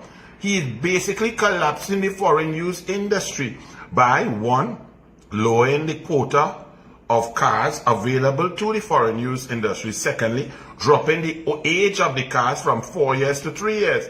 You know that cars depreciate in value year on year. So that makes the foreign use cars, especially the smaller ones, even more expensive. That was not enough for the Dwayne. He then increased taxes on even small engine cars. Electric cars are already expensive, but he come in to tax. The whole world is encouraging people to go to renewable sources of energy, but he taxing electric and hybrid cars. That was 11 months ago. 11 months ago. Y'all still like to say PNM, UNC, same intellectual capital, same thing, really and truly. You're not fed up of that nonsense. As we say that, when Kamala Prasad Bisesa was Prime Minister, every Petrotrin worker had a job. All 5,364 permanent and all 6,100 temporary. And fence line communities were making money from Petrotrin. The refinery is closed, how long? 3 years and 4 months now. No workers. The PNM has attacked labor. I just told you the maxi taxi drivers who drive our children are operating under Kamala salary increases. Kamala settled 145 wage negotiations. Kamala gave people back pay. Hilton workers were working on 2003 salaries when Kamala negotiated and changed that and upped it in 2013. So when you all talk about PNM and UNC is the same. Abject total nonsense. And now you see the attack continues as over 550 TSTT workers are now set to lose their jobs. But I had to ask some of y'all, because when the UNC was saying Rowley is mamagaing the OWTU, he's attacked the most powerful union in Trinidad and Tobago. And once he could cuff down the baddest man, the baddest union, then all hell will break loose and all other unions are at risk. Do you remember me saying that? In a fight, you know, if you have odds against you, you have to see who is the baddest man, who's the best fighter, and cuff he first. And once you beat he, well, then the fight gets easier. So when Rowley decimated the OWTU and its leadership, shut down Petrotrin, and all we could hear is crickets. Frog. I can't make the noises. My daughter go help me. And we didn't hear anything. Well then, all crapo smoke every labor union pipe. They went at Caribbean Airlines and mashed it up and lost jobs. TSTT now 560 on top of 700 going home in 2017 to 2019. The Port Authority workers, y'all next. TNTech, you next. WASA workers, you next. They come in at each and every one of y'all because PNM and Rowley is anti-labor. But y'all like to vote on this thing called race. Race? What race have to do with bus throat? What race have to do with no salary? What color is your money? Not blues. And now it's zero. Not even red bills. All you're getting under the red PNM. But what can I say? I wonder how many TSTT workers put on the red jersey on August 9th and 10th and August 8th. And they went, so, yes, don't vote for them Indian. They want to give we banana. Yes, but you would have had a salary. You could have buy banana, or you could have buy anything else. You could have buy apple or strawberry. Now what you could buy? Nothing. Because the PNM and Rowley don't care about all you. They had to cut all your salary so them could make money. The boys could cut deal. 30 million for taste of carnival while all you're getting bus throat. $30 million. Children have no laptops. They stop food card. Pensioners checks, they had to come under budget by 413 million. They stopped food cards and they investigating pensioners, differently able and people receiving public assistance. But they find $30 million for a taste of carnival. What is the taste of carnival? What does that mean? What is this thing? What is this sheep pen? What is this? $30 million for that? For what? Panorama? I love Pan, Desperados, #1 fan. But all you could have, if you want to spend 30 million, raise the Pan price to 3 million. Raise the price per Pan player from $1,000 to $3,000 per player. And leave the Pan, let the judges go COVID safe separation in the panyard. Let each panyard, the people go into the panyard, separation, make some money, test their temperatures, do all of that, and judge and have it virtual. For those of us who want, we can log on and pay a little $20 and go on virtual. But don't come and tell me there's a taste of carnival. A taste of what? A taste of what? The VIP pod? Horny go to each section, that is what it is. But anyway, Archie put up something. They have a fella called Hans Devines. Now, Hans Devines, I'm going to take my time with you and go calm because you're really a non-entity. Right?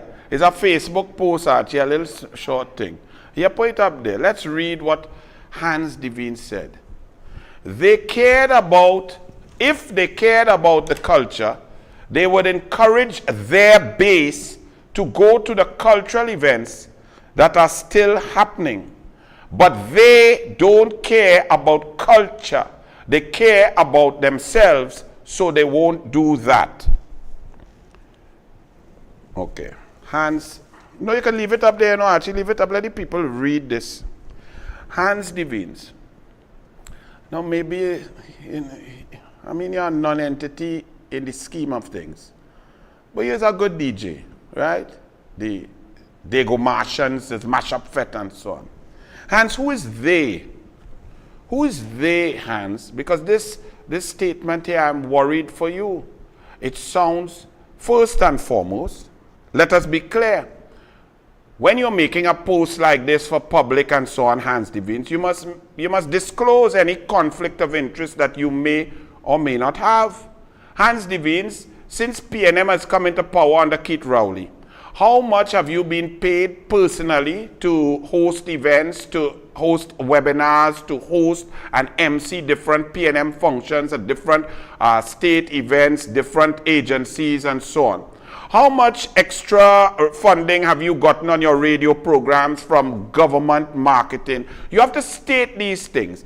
And out of this taste of carnival, how many events are you carded to host, Hans Devines, and what are they paying you for your services? You see, you state that first, and then you come with your dramatic analysis.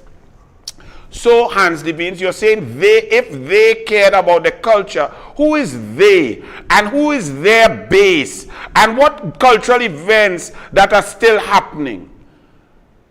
Are you talking about the United National Congress? Are you attacking East Indian people? Are you saying that it is only the United National Congress and East Indian people who find $30 million for goat pen is nonsensical? Are you saying that it's only United National Congress and East Indian people who find that in a pandemic, when we have 2 shots only, and Omicron is now the dominant variant according to CEO Parasram, and when we have 2 shots only, we have 0 efficacy against Omicron, and therefore there is no such thing as a safe zone except for those 108,000 people who have 3 shots.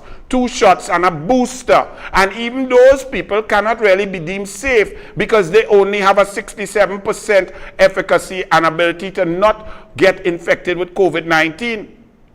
So you don't care about the pandemic, you don't care about the loss of lives. It's not of no interest to you that 3,400 citizens have lost their lives from COVID-19, and we've been averaging 600 to 800 to 1,200 infections per day, and our hospitals are overwhelmed, and our ICU is the #1 death rate in the world. The #1 place to die of COVID-19 is, you don't care. It's Trinidad and Tobago. That doesn't bother you because you obviously something you are earning or you are interested in or passionate about this taste of carnival. Furthermore, in the taste of carnival, aren't there cultural events like chutney, soca, and so on? Did the argument of the UNC and the Indian people, did it change for pan and Dimash Gra as opposed to chutney? No, it didn't, because the arguments are the same. That's a waste of money. People are hungry. People are starving. You stop Devco hampers. You stop food cards. You stop pensions. You under budget. People have lost jobs. And you are children have no laptops. They've not gone to school. School has been closed for the longest period of time in Trinidad and Tobago.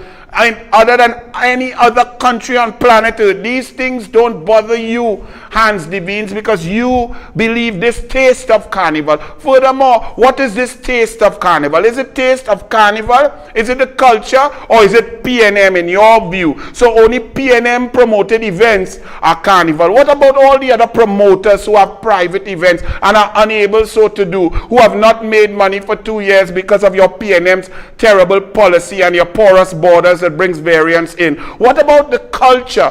What is culture? Are you defining culture by 1 or 2 events that the PNM puts on and they can pay their contractors to make money? Who is making money? Who got the contract for this? You don't care. Was there procurement?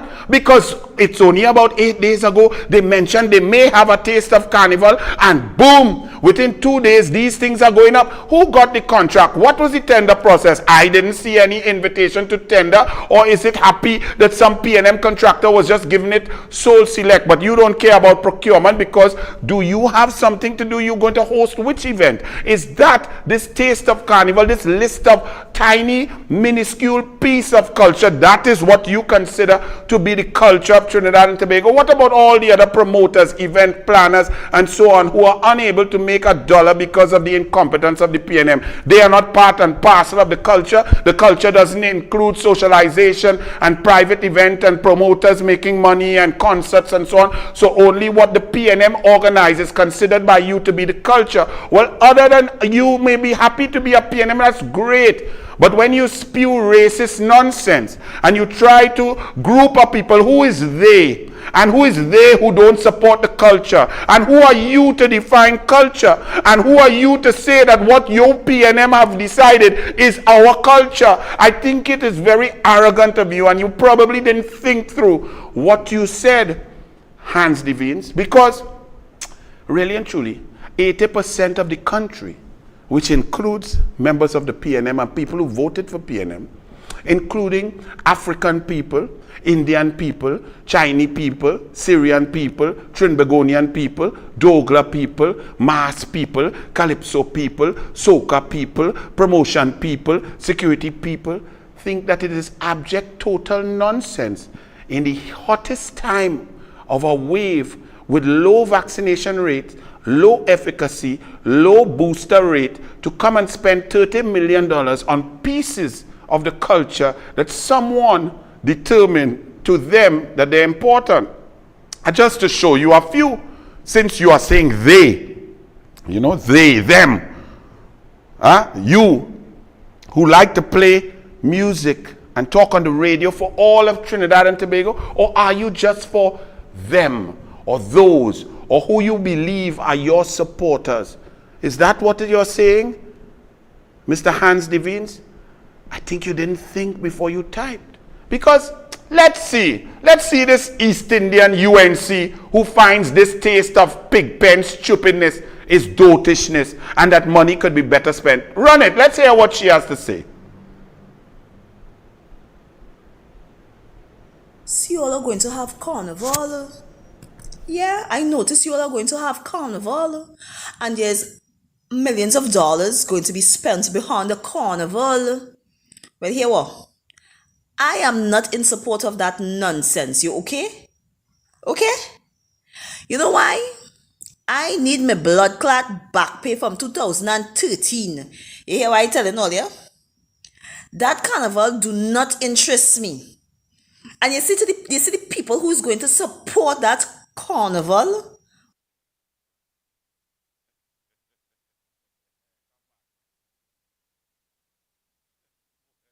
I couldn't play the last piece. Hans, because the lady is so angry that she busts some expletives, she busts some French. Is she part of the they? The base? Their base? Who don't support the culture according to you?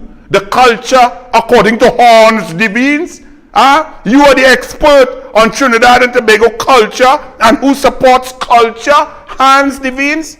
Quite arrogant of you. Let's see another one of the base that don't like culture. Archie, run another one of the UNC Indian base there. Let me. If all you spend money, if Trinidadians spend money to go in a cage to enjoy themselves just to show the world, then all is really blasted sheep. So all the people telling all from day one that all is sheep and all they don't want to believe it, anytime all they spend money to go in a cage, all they have to be blasted sheep. I do not apologize for saying it because it's a fact. It is a 6x6 pen that they're putting you in to watch a big screen. And they're spending $30 million, $25 to $30 million for you to go in a pen, Trinidadians. A wet sinking, you know. It has grants that even pay yet. People on the breadline. It have people that even get paid for months. That people don't get paid for years, raise a pay. But they're going and putting in a pen for $25 to $30 million. We love you so.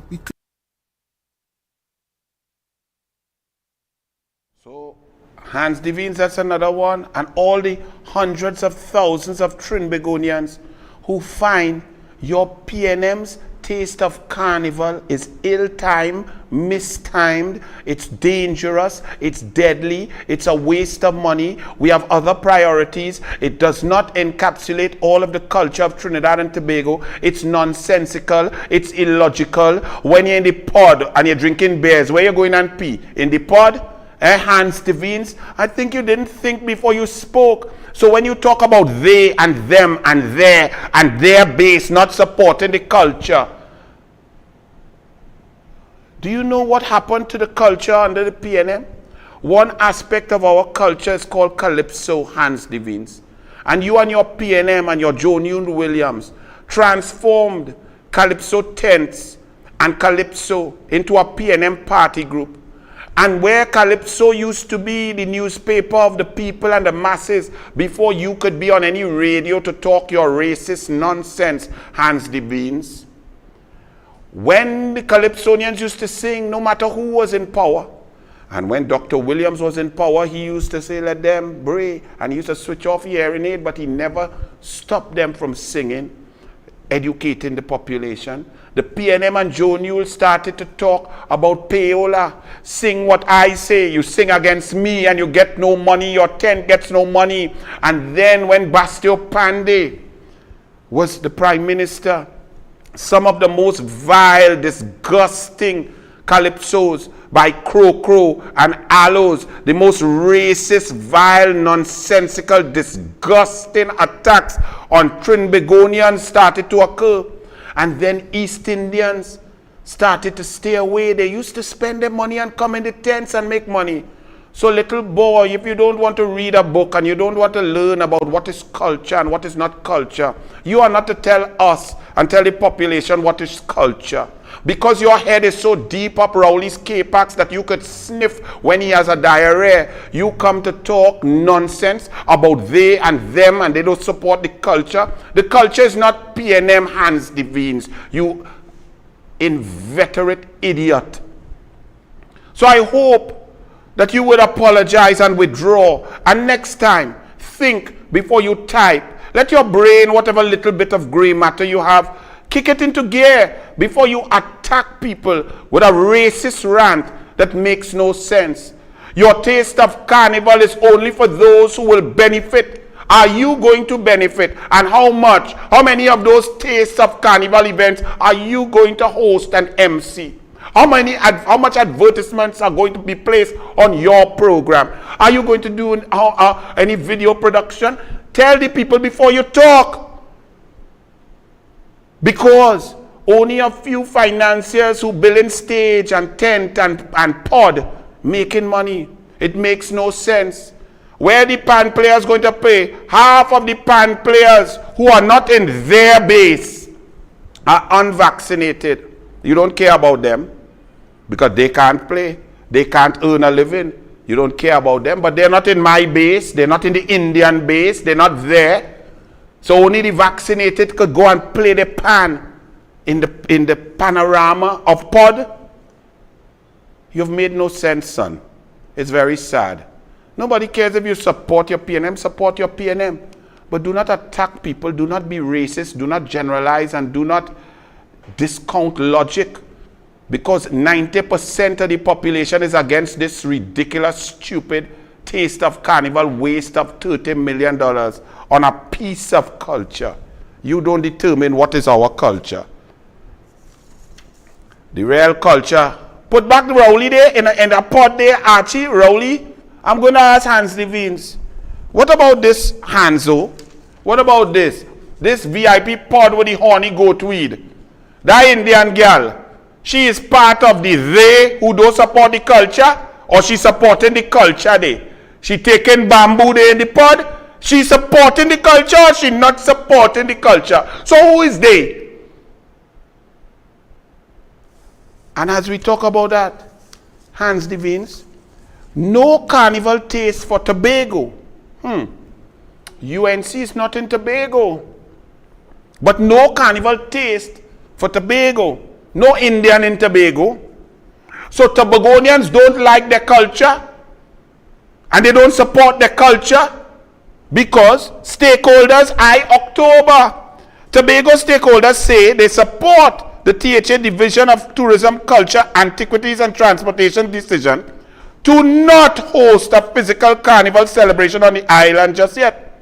This came hours after the NCC announced 30 million. There will also be a brass contract. On Tuesday, alluding to the resumption of international flights to Tobago, Bedlow was optimistic there would be a spike in tourism by October. It will be a hype up for Carnival in 2023. But in Tobago, we are looking at October for safety, for security, and for culture. So Hans Levines, Tobago is part of the them, those, they who don't support their culture. You're fast and out of place, little boy. So calm yourself. Try to read a book, educate yourself, and see, support your PNM, but don't make yourself an idiot. I am sure you would love all of Trinidad and Tobago to listen to your radio programs.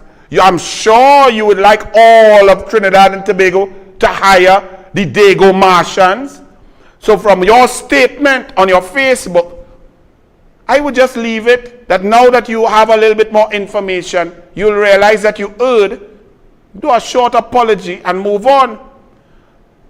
But if you don't have that ability to understand that you made a mistake, and making a mistake is all right, and you don't apologize, then I'm happy that you understand that all of them and they and those will not be listening to any program you have anywhere, and them and they and those will not be hiring Hans Levines or Dago Martians to play in their cultural events.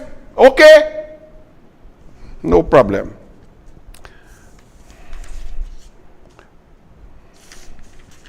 "25 MTS workers killed by virus so far.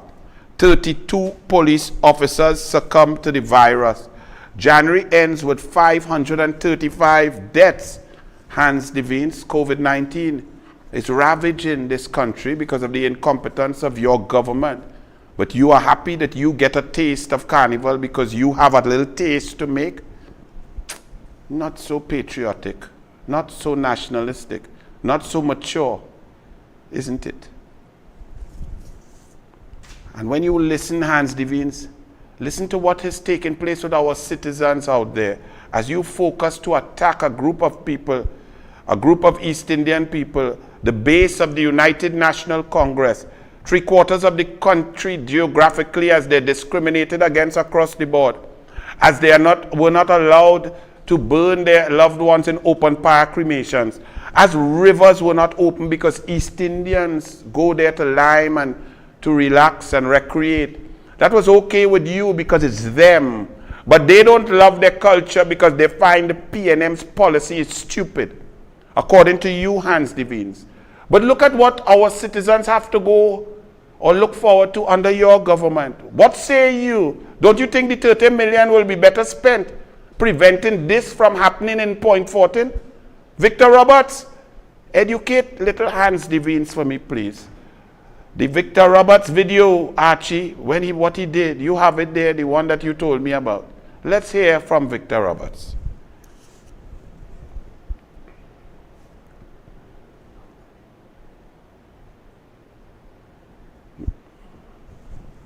Reporting live from Victor Roberts' page. We have now encountered an accident on the Mosquito Creek, and we are now transporting 2 victims to the San Fernando General Hospital. We are now being escorted by the Trans-Pego Police Service.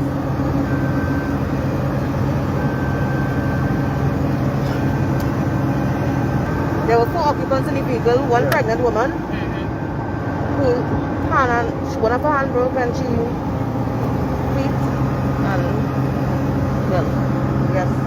damage. And we have two critical in the back tray right now, which we are transporting. Yeah, huge accident on the creek. So if you're on your way to the creek, just be prepared for traffic. Over the hill. Fire service was there, but they are saying that they are low on resources, so ambulance is nowhere in sight.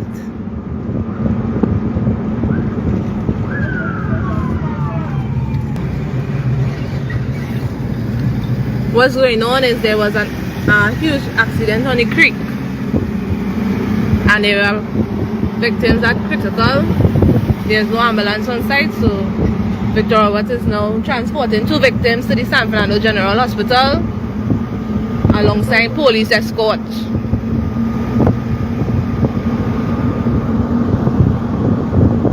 Fire service said that there's no ambulance inside because they are low on resources. Of course, being in a pandemic and being in Trinidad.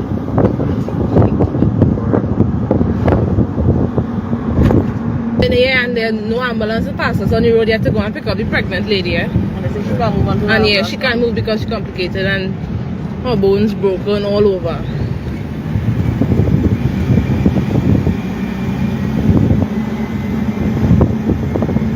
The driver was pinned down. Yeah.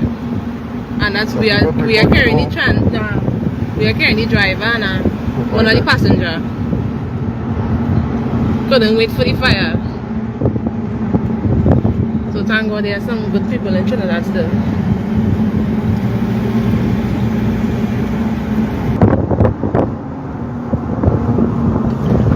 And of course these bad roads ain't helping for smooth sailing to the hospital at all.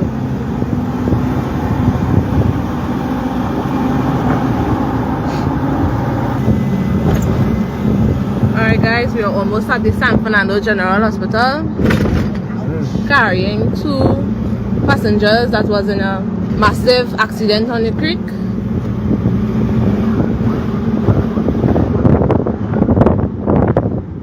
And they couldn't wait for the ambulance.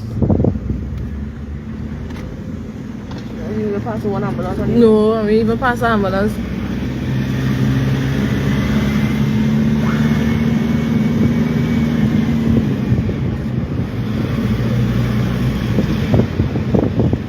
Any emergency official persons on this live, there's a pregnant woman waiting for you on the creek.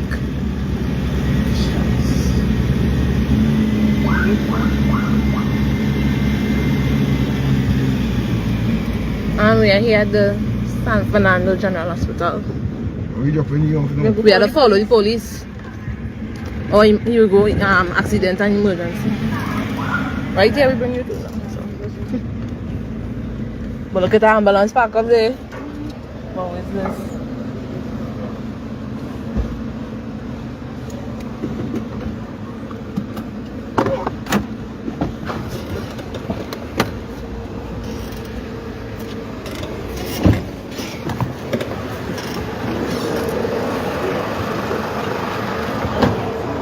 you doing? Yeah. Yeah, man, and this summer, Yeah. last year, we got to keep forward. If it's not good work, man, I'll listen to you. On Facebook, yeah, man.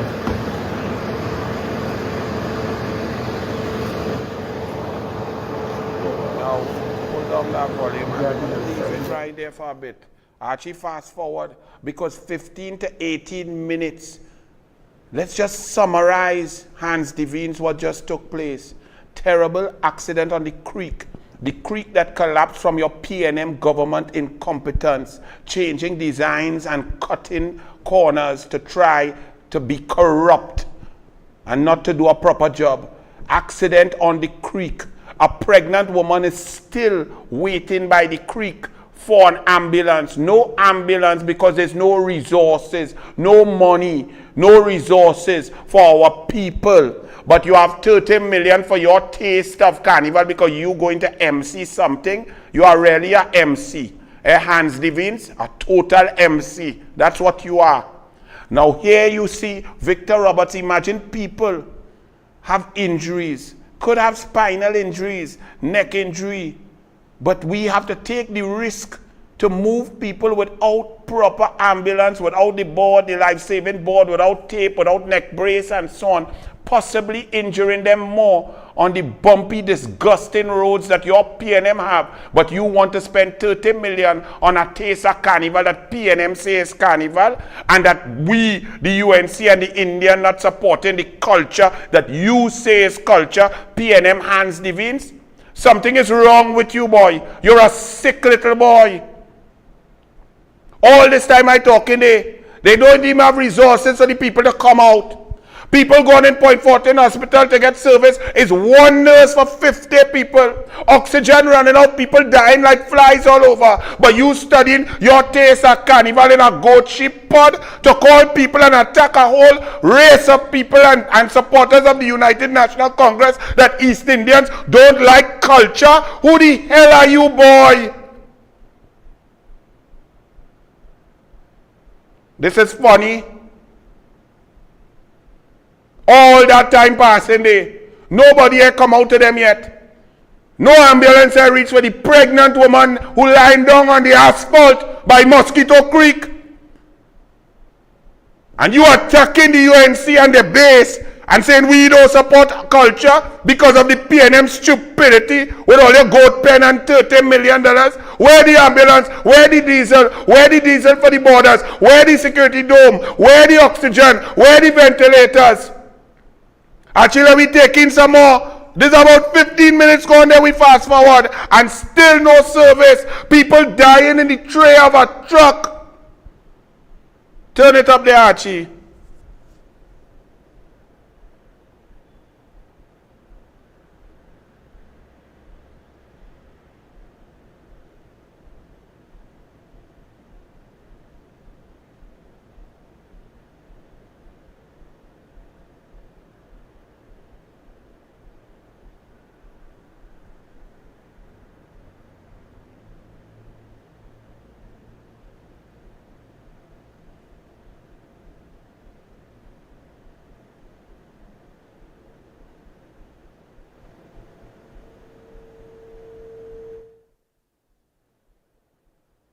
All right, come out.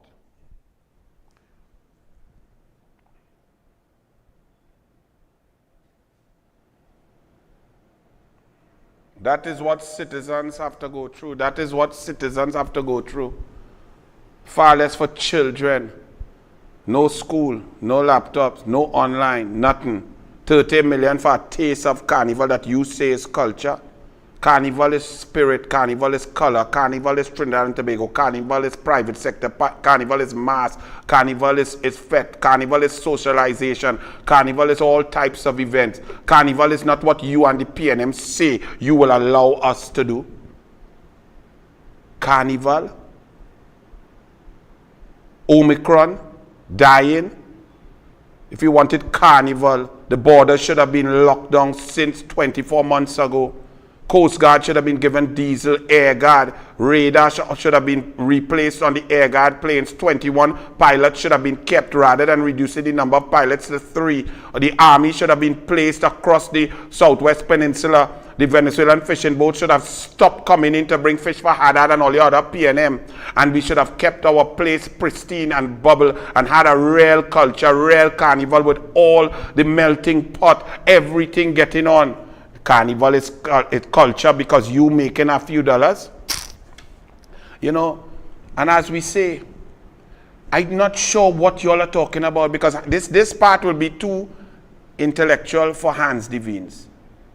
Studies out of the USA done from April to December last year show that 2 shots of Pfizer and 2 shots of Moderna give 0 efficacy or 0 protection from Omicron.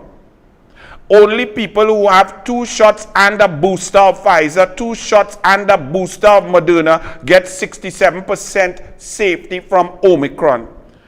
Roshan Parasham has said that Omicron is the dominant variant now. So in this pod of Taste of Carnival, you are sending people without protection with a card that says they're safe when they're not safe, Hans Devines, because they only have 2 shots. 108,000 citizens of Trinidad and Tobago have 2 shots and a booster. So they can be considered 2/3 safe. Us, the rest of us who only have 2 shots, and most of us have 2 shots of Sinopharm, which is less than 0 protection. They said that the Pfizer with the booster is 25-fold more protective than Pfizer 2 shot. So 2 shots and a booster is 25 times more safe, says Pfizer itself. So what safe zone are you all talking about? People are dying like flies. Infections are going through the roof. We're in the midst of deadly Delta and Omicron, which is more infectious but not as deadly. And we have no protection.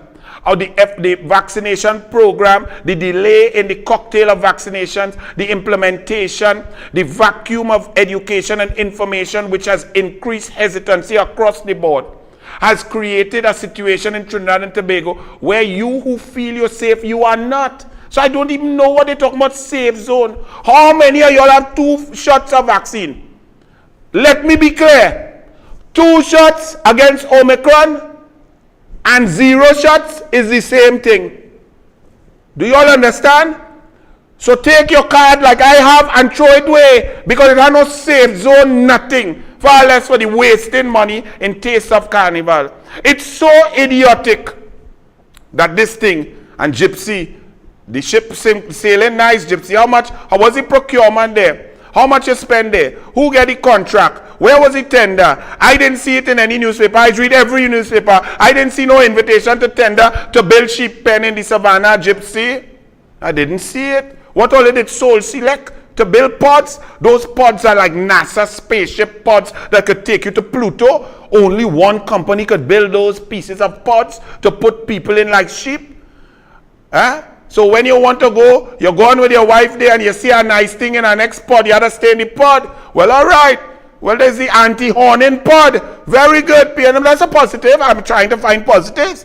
It's an anti-horning, anti-bacchanal pod. You stay safe, stay there, stay married. Look at this horny goat meat one. But I don't know how he whining because this one is an Indian. And according to Hans Devines, she would not be supporting the culture because we don't like we culture. Because Hans Devines determines what is culture when he getting paid by the PNM to MC a Taste of Carnival and 600 million owed to MTS workers and they cannot get the pay.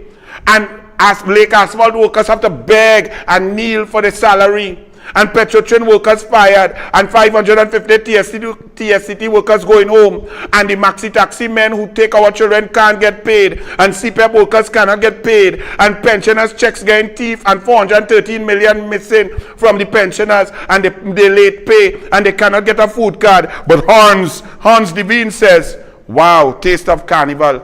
Let me talk to my boy Rome. Brilliant, love Soca Param, Rome. Brilliant, strong, Trinbagonian, excellent entertainer.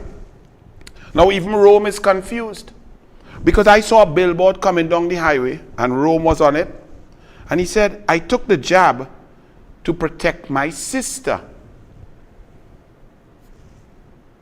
Okay. Here's the problem. Maybe Rome doesn't know. But you taking the jab, the 2 jabs, going out in your safe zone to sing your parang and going out in your restaurant because the PNM tell you that you're safe. You're not safe. You can get COVID-19. And then you can take it back home and infect your sister, your granny, and other people at home. Because it's not a magic bullet. Taking 2 jabs does not stop you from contracting COVID-19. It will prevent you from dying. So you're going to take the 2 jab, Rome, to protect yourself. But you didn't take 2 jab to protect your sister. Because you taking 2 jab and believing the hype and the nonsense, the lack of science that you are safe, and you go out and you perform and you go in restaurants and nightclubs and bars and so on, you could get it. The double vaccination does not prevent you. Even the double vaccination and booster does not prevent you from getting COVID-19 and spreading it. What it does is it prevents you from needing hospitalization in the main. Furthermore, if you all have Sinopharm, over 208 fully vaccinated people in Trinidad and Tobago have died from COVID-19. And my information is that every last single one of them who were fully vaccinated with 2 jabs and died, that they were jabbed with Sinopharm, which is Rowley's marketing policy, Rowley's NDA. Rowley pushed the Sinopharm down the throat, telling us about Pfizer, Olipilis, Rolls-Royce, and so on. So even my brother Rome, please, before you do ads and things, I mean, you must make your money, but you must also be very careful because you are telling us a message. And the message that you are telling us, and I think you all should pull down that billboard, that you got vaccinated to protect your beautiful sister who has comorbidities or something. That's not a true statement. You can't protect her. You're not protecting her because you could still get it and carry it home for her. So you're sending a message that if you have 2 jabs, just while up, go ahead, you're safe. You're not. And I don't know why you all don't understand this about safe zone. What safe zone? Top Hong Kong official resigns over birthday party fiasco. Let's read this. A top Hong Kong official resigned yesterday for attending a birthday party with about 200 guests in early January as the city was battling a coronavirus surge.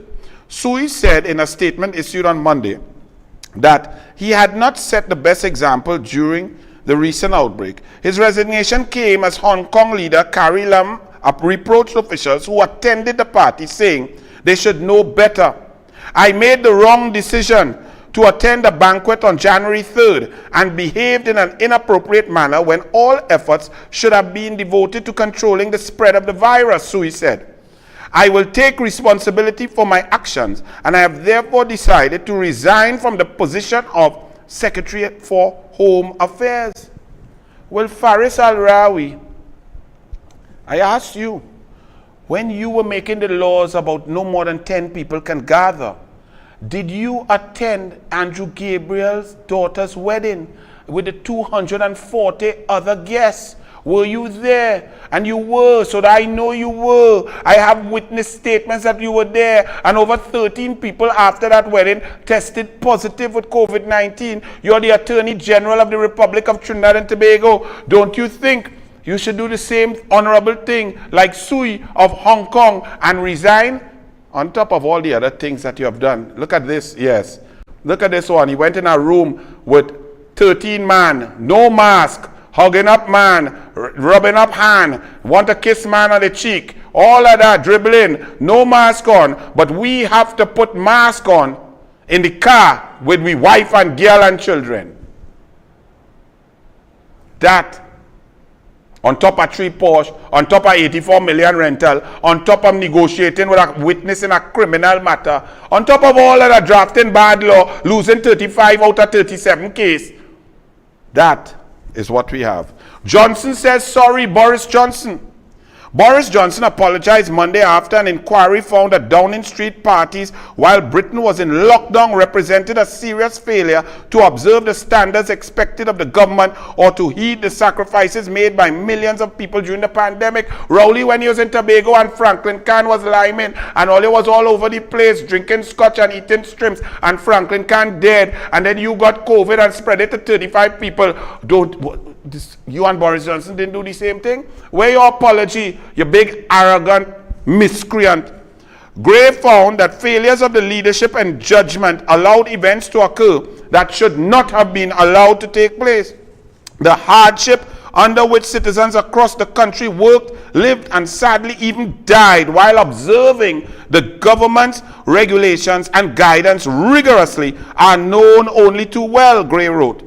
Against the backdrop of the pandemic, when the government was asking citizens to accept far-reaching restrictions on their lives, some of the behavior surrounding these gatherings is difficult to justify. But let me hear y'all PNM justify the actions of Rowley and his cabinet and Al-Rawi and the partying and the weddings and Daryl Smith wedding down in Pier 2. All you could tell me now.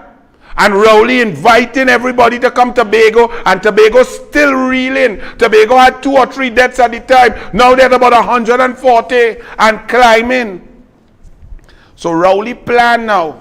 Rowley plan is to suffer everybody. CPEP workers, Kazim Hussein come out and had to lie and all kind of thing. 2/3 were to be fired. No food card. Pensioners can't get a check. TT Post can't keep check. Man thieving 18,000 check. People cannot get NAMDEFCO hampers. People begging for their salary. This is my citizens of Trinidad and Tobago begging for their salary because the PNM has no resources to pay them the money that they owed. But Hans Devines want a taste of carnival for $30 million. But people can't get a salary. Big, strong black men begging for their salary. Is that the UNC base? Is that Indian? And let me see how much I ain't see no Indian hands. The Indian and them who don't like the culture of Trinidad and Tobago. According to you. So Rowley plan is to attack poverty and attack domestic violence. Here his plan. Not to sit down in a cabinet and direct resources to these things. Not to create new programs through the ministries and to access safety and to ensure psychological help for victim and perpetrator of domestic violence and so on. That is not Rowley plan. Here's Rowley plan to solve problems in Trinidad and Tobago. Playing charity golf tournament. One in the Prime Minister own in Tobago and this one for battered woman. But on the one in the 15th hole in Tobago, he kicked the ball. Rowley, tell me a lie that you didn't kick the ball on the 15th hole. I want you to come out and I'll bring my witness statement. People see you, you fool. Golf is not for you. And then the newspapers, look at them, yes. Look at the Express. Look at the Newsday. Oh my goodness, he's so humane. They're making him look like a prime minister, a man in red, white, and black who loves the country and he cares about the people, doing PR job on this scumbucket, this teacher who had to get pum-pum from a girl of school age and then a minor child. This liar who lie on Emailgate, find small pin to defend him and make him a super minister. This clown who has over all the people of Trinidad and Tobago suffering while he plays golf. The media giving you pictures of him playing golf as if that is something, trying to address and make him look palpable. That is the mass media have. They have no shame. And right next to him I see Hossain Bharat called for policymakers to take heed of food import bill. Vasant Bharat calls on policymakers to take heed of food import bill. But Vasant Bharat, you are a policymaker. You are on the PNM's roadmap to recovery. You are a PNM. You are guiding their policy. You sit on the committee to guide their budgetary allocation. You are an advisor of the PNM. You talking about the food import bill is too high and they should do something about it. No, Vasant. You PNM. You PNM Vasant, Bota, yes, elect Vasant for St. Joseph, vote PNM. You Vasant, So don't come and tell us about policy. Your policy is not working. Kamala tells the Police Service Commission, say who leaked Stanley report to the media, and why did the Stanley report go to the National Security Council, which is a bunch of PNM politicians. Stanley John, these are very serious questions, and you know your boy Anil don't play. You understand the seriousness. I read your letter and the terms, the little bit of terms that they have. You were given a job by the Independent Police Service Commission. How was your report handed to the National Security Council, which is headed by the PNM Executive Cabinet politicians? And how was it printed in the newspaper, former Justice John? These are very serious questions. And I'm asking you, along with Kamala Persad-Bissessar and every right-thinking citizen in this country, sir, Honorable Justice, how did you get a job from one independent committee and the report reach into the hands of politicians that are not supposed to be involved or interfere in the separation of powers? That's like if you were a High Court Justice, would you give your ruling to the cabinet before you give it to the litigants and the defense? You would give it to the media? If you heard a case? No, that's not on. You won't even think about that. I'm not sure. So I, Anil, would like to know. And you know I have a lot of respect for you. But I'm losing respect for people very quickly. I don't want to lose respect for you. So please let me know what happened. Okay? And if it wasn't you, and you gave it to the Police Service Commission, then you need to state that. So then we could focus on how it reached in the cabinet. Who in the Police Service Commission, newly appointed, gave the report to Rowley and them, and Fitzgerald Hines and them, and Smallpin and them. See how important it is, sir? So clear your name, because I know you would not do anything untoward or improper. You've lived your life straight as an arrow for a long time. I know that. So please, answer. Tell us. Because I'm certain you gave your report to the Police Service Commission. So to members of the Police Service Commission, how it reached by Rowley. And when all you're telling me that, all you're flipping resign one time. Okay?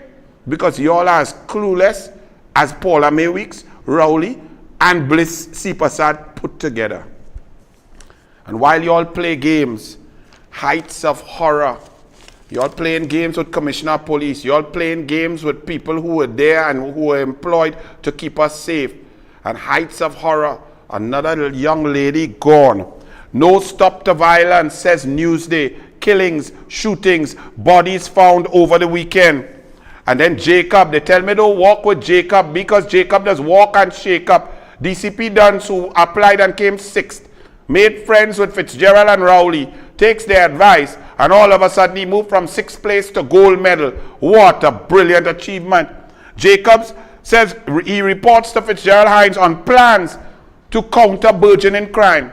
But I thought I heard you on U97.5 and MCTV and all over the place saying there's no spike in crime. January is normally that we just dead in January. There's no increase in shootings. Only one killing in South Park Mall in the daylight. I thought you said all of these nonsensical things. So how come you're trying to put things in place for burgeoning crime if you say it wasn't burgeoning? DCP Duns? Where? Look him down there. 1, 2, 3, 4, 5, 6, boy. My goodness. Time to do something about guns, says the Guardian. Really? Only now? Only now it's time to do? Not when 2015. Not when, as soon as the PNM came in, Kamala Persad-Bissessar had murders. Not perfect, no, don't get tab. Had it coming down. And it was down at 373 and 400 and so on. And then Rowley came in. And first of all, there was Dillon who failed. And they went up above 480, 490. And then Stuart Smallpin came in. And whap, silver and bronze medal all time. Only second to Martin Joseph, 2008, 558 murders. Smallpin, it here 519 and a 535 murders. And now Fitzgerald Hines, we nearly reached 500 in a pandemic with state of emergency for over 190 days, shut down, lockdown, and broke down, and we still dead under this dunce called Fitzgerald Ethelbert Hines. And now he comes to say that there's some crimes, that there's a new wave of criminal activity, says Fitzgerald Ethelbert Pomsite Rasta Hines, with official, legal, licensed firearms. Really? Name one crime committed with a licensed firearm, please, Fitzgerald Hines, or DCP Dunce, one or the two. Because this amount of nonsense and lies has to stop sometime. People are dying, nothing in place. People are getting killed in broad daylight. Bandit walking off in hot sun and getting away, killing prison officers while they're holding a child hand, shooting up South Park Mall without any care. That stray bullet could kill people. And then we also see DCP. I want to know about this. Is this a service available to all 41 MPs? Are all 41 MPs given the privilege to have a busload of police to walk with them in the constituency? And Pennybeckers, you really need police to walk in Arima? What you afraid so? But Penny, you not even a ranker in the PNM, no, them don't even take you on. So you lucky. You could go there and say, boy, Rowley and Smallpin and them don't give me a break. Look, I is the Minister of Rental Units and Maintenance. How you have a whole busload of police? Where you apply for that? How you get that? All my UNC MPs, they want a whole set of police to walk side by side with them and give them the endorsement of the candidacy. So the PNM, the police endorsing PNM candidates, DCP Jacobs, that's what's going on. Is this the repayment for your upliftment? They raise the bar, raise you from 6th place to gold medal, and that's how you repay them? By turning the Trinidad and Tobago Police Service into a PNM party group? Are you serious? Let me tell you something, you do not play politics with police. Police are independent. Police are to serve the entire country. Police not to take no instruction or no advice about any operation unit from any national security minister. The national security minister just supposed to give you money and resources that you need, and everything else is you on your own. You're supposed to have the confidence of all the people across the entire country in order to fight crime. But you have come out sitting down with Fitzgerald Ethelbert Hines under a TTPS logo and talking about PNM is this and PNM good and PNM great and Penelope Beckers have all them PNM police. If you think it's just Anil making this up, Archie mightn't like this video. But Archie, run it. Let me see the police video from the Yankee police. Let me hear what police supposed to do. Run it. But is the right direction for police today in this environment to go out and dominate and to show that they're quote unquote not weak? What should the police be doing now to calm this terrible situation? Let me just say this to the President of the United States on behalf of the police chiefs in this country. Please, if you don't have something constructive to say, keep your mouth shut, because you're putting men and women in their early 20s at risk. This is not about dominating. It's about winning hearts and minds. And let's be clear.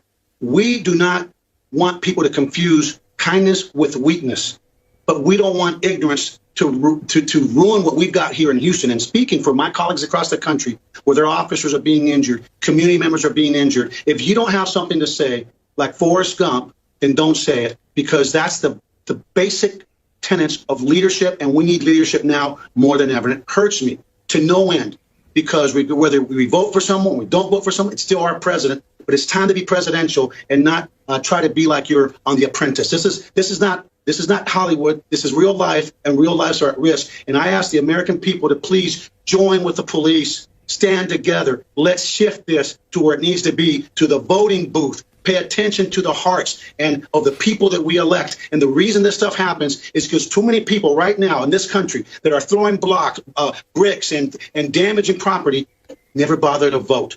So you have a choice. Lift up your voice, be heard in the voting booth, and continue to march peacefully.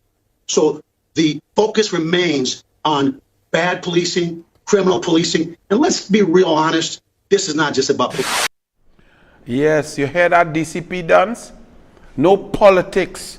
No politics in policing. Police are independent. They must get love and respect from the entire community. They don't take instruction from no PNM, no Balize house, no minister, no sitting down there, DCP dance. And while you doing that, November 77 murders. Highest, most murderous month in the history of Trinidad and Tobago. October last year, 53. January, 50 murders. February done start. To unlock pensioner among 2 killed in Faizabad. Murders all over. But Archie, come in here for me. I'm going to make a different point. This is where there was a double murder. Right, Archie? Look at this house. Stay right there, Archie. Right? Look at the house. All you want to bad talk the Miss World? This is where 2 murders, a double murder took place. Look at the abject total poverty that does not exist in Trinidad and Tobago. Huh? Are you all apologizing to our Miss World representative as yet? When you see it, Archie Eclac, extreme poverty spiked amid the pandemic. You could move DCP Duns. A new report by the United Nations Economic Commission for Latin America and Caribbean, ECLAC, says that extreme poverty in the region has risen significantly due to the coronavirus. Right?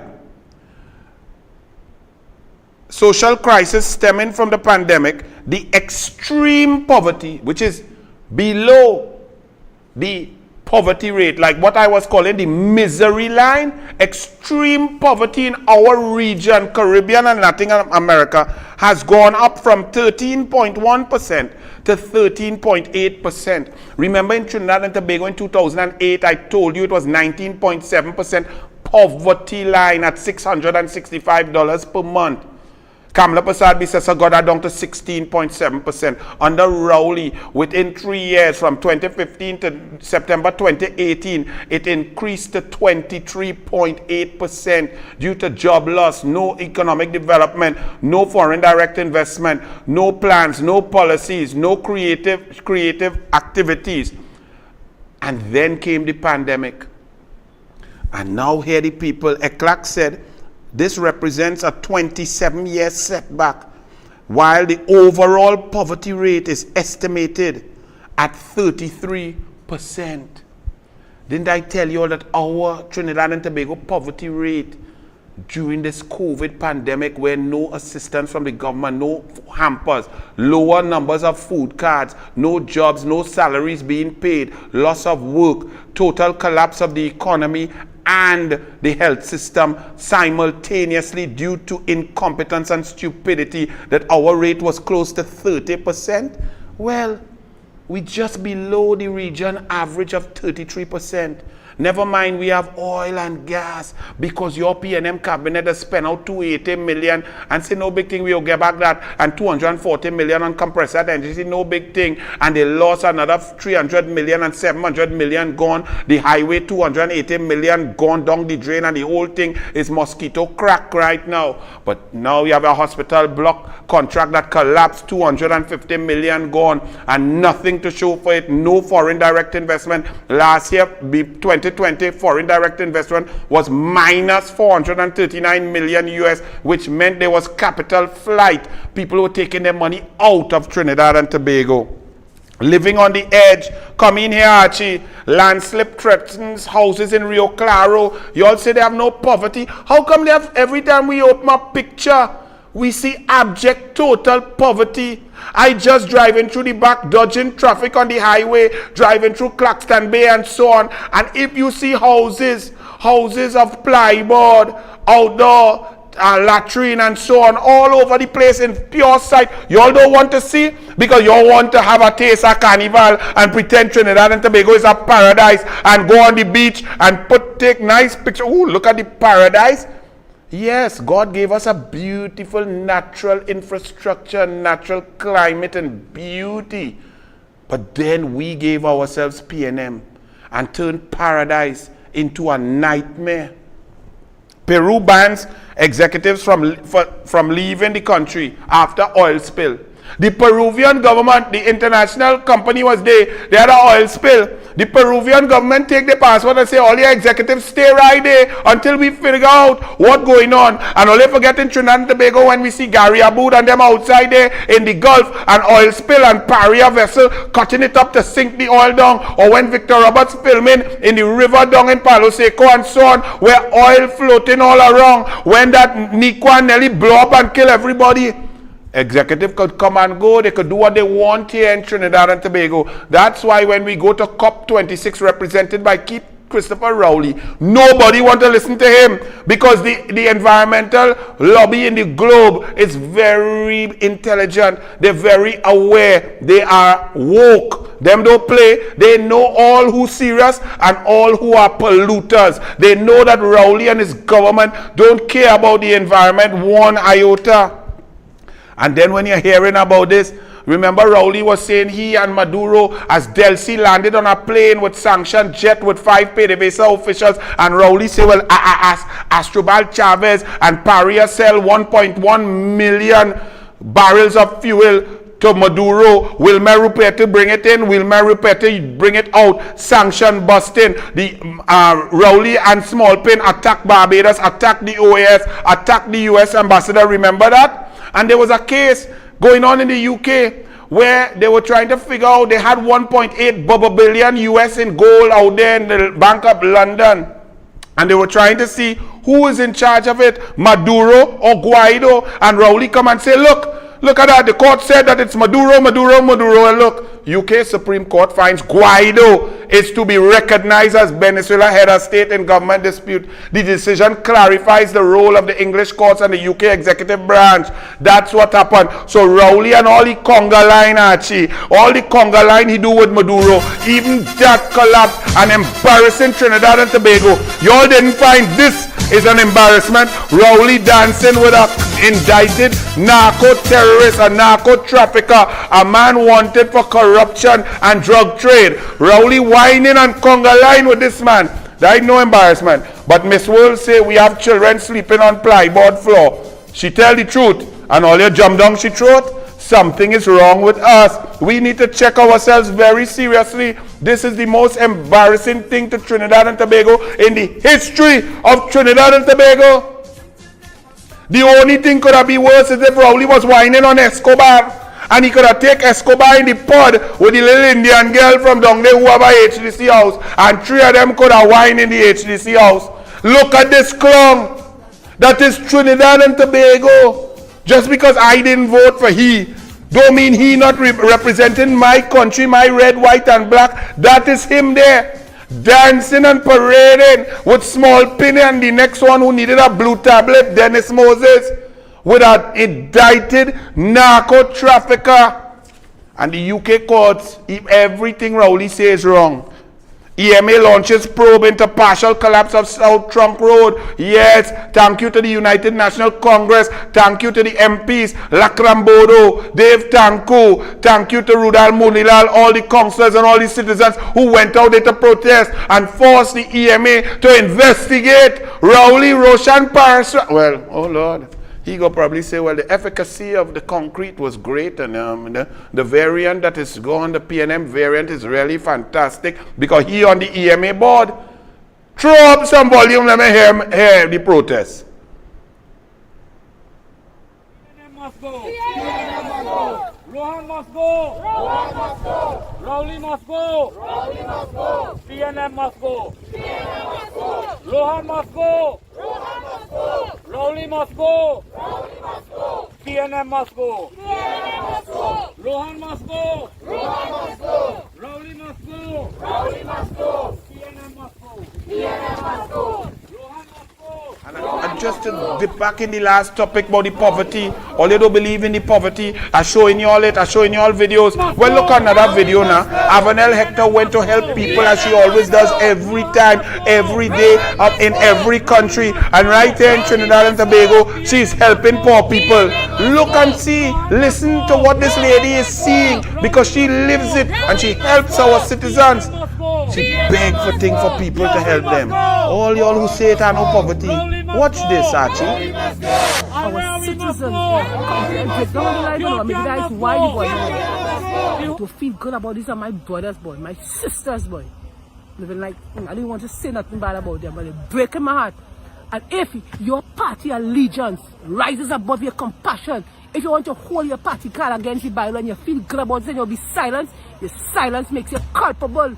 Yeah, you're an enabler. You hiding the truth. Being silent. Be the voice. Don't be the echo. Don't just say what the word. Go out in the communities and see what's going on. Come down with we.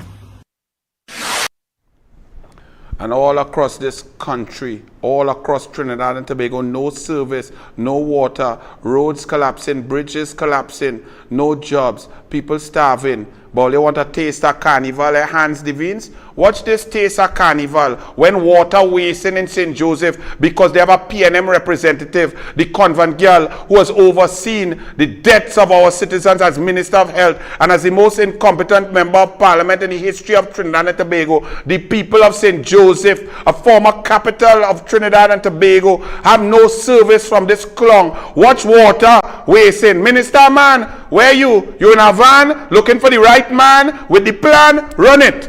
So we call on Terence Zialson, the MP for St. Joseph, to come and work with your minister on resolving this problem. This is St. Joseph. This is a main water, a water main that is supplying water to our Rangwes.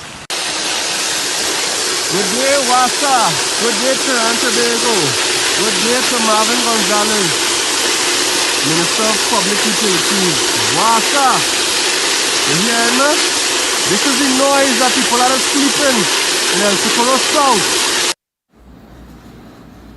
Good day, this is Garth Mills, the UNC Shadow Councillor of Samoa East. Just want to highlight this health concern from the cries of residents of raw sewage flowing into the Samoa River. The location that I have visited are number 1, under the bridge by Real Street, and number 2, Beans Avenue off the Saddle Road. Councillor Ahmed Sukter in here, around was one village. Water wastage again. So Wasa only know how to come and charge people. Wow. Taste a carnival. People would like to get a taste of water in the tap. People would like to get a taste of the food without smelling sewer down in the beatum for 6 months. And they say in February 7th. We will check and see by February 7th. I could bet, and I'm a betting man, that will not be fixed. Because the people are beatum, them is PNM, and them just vote PNM. And no matter what them PNM tell them, they will love the taste of carnival. Well, they have to take a taste of tutu, because it's tutu down in the sewer. And then in St. Joseph still, y'all people in this country, I don't know if y'all believe that que sera, you know. What will be, will be. I don't know if y'all feel that all our citizens who are dying from COVID-19, oh, they had comorbidity, but they was living with a comorbidity. They was alive. Our death rate is the highest in the globe. We have a complete idiot who makes someone who does not have the discipline, the wherewithal, the intelligence to become a doctor, who chooses them to be a minister of health. Think about that. Not a minister of mamagism, you know. A minister of health. Most important ministry in the government to protect our citizens' lives. You Rowley find the biggest dunce in the whole of Trinidad and Tobago and put him in charge of health, and he find a bigger dunce who's supposed to be putting on a Tesa carnival and not in charge of anything with health, and we are dying and dropping like flies, and you all think it's funny? Well, the people of St. Joseph fed up. They fed up, Archie. Run it.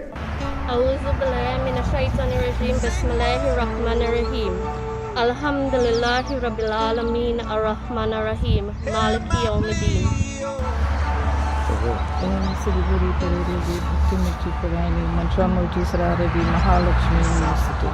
Heavenly Father, we come to you in prayer this morning, Lord. We ask that you bless all who are here present, Lord.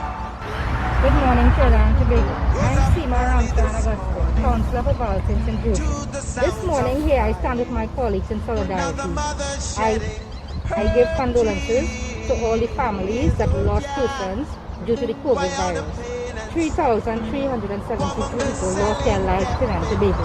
Now, as we all know, Terence Yalsing is a total failure as an MP. Good morning, Trinidad and Tobago. I am Councillor Raquel Ghani, and I stand in solidarity with my colleagues this morning. We are losing too many people in this country. 3,373 people have lost their lives in a matter of less than 2 years. Pleasant good morning, Trinidad. My name is Councillor Amit Supnanan for the electoral district of Arangwes Warner Village, which falls firmly within the constituency of Terence Yalsing. The Casper MP, as we call him, Tencent Terry. Councillor Jalen Rupnaran.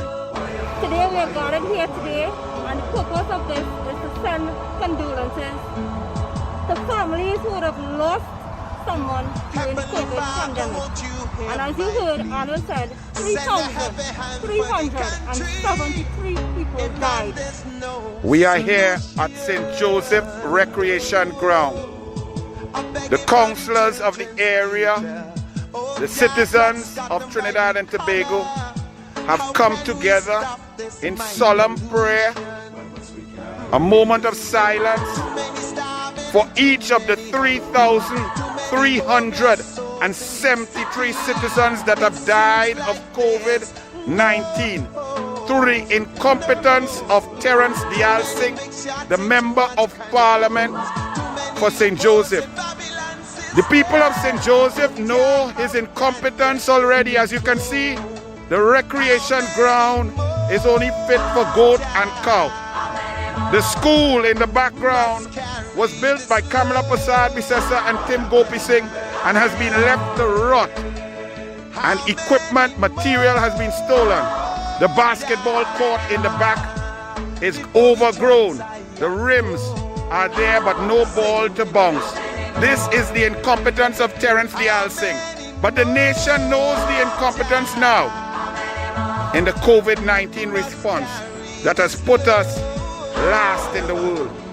The most deadly place on earth to die of COVID-19 is Trinidad and Tobago because of Terence Yalsing.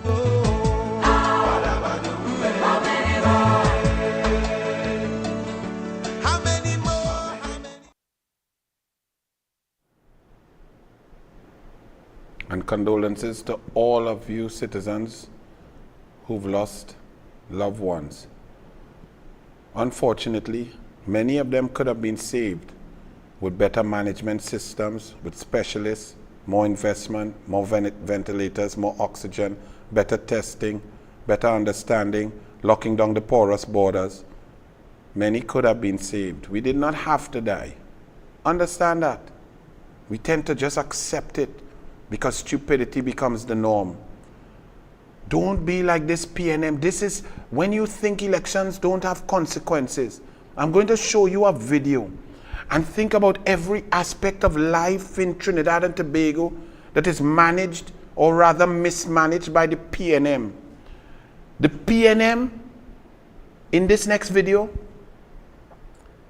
is the backhoe driver. Our country is the big hole. Look at what the PNM is doing to our country.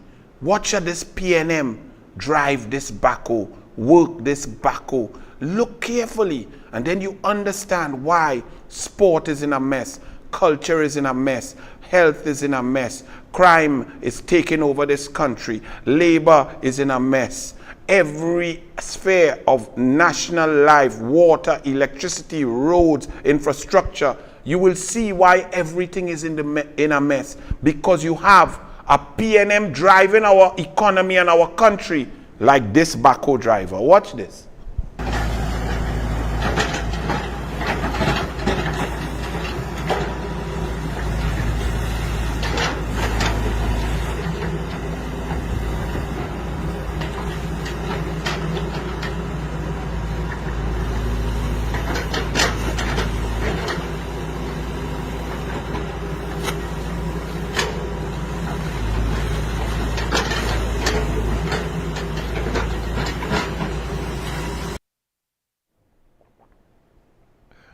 That is how the PNM manages our affairs.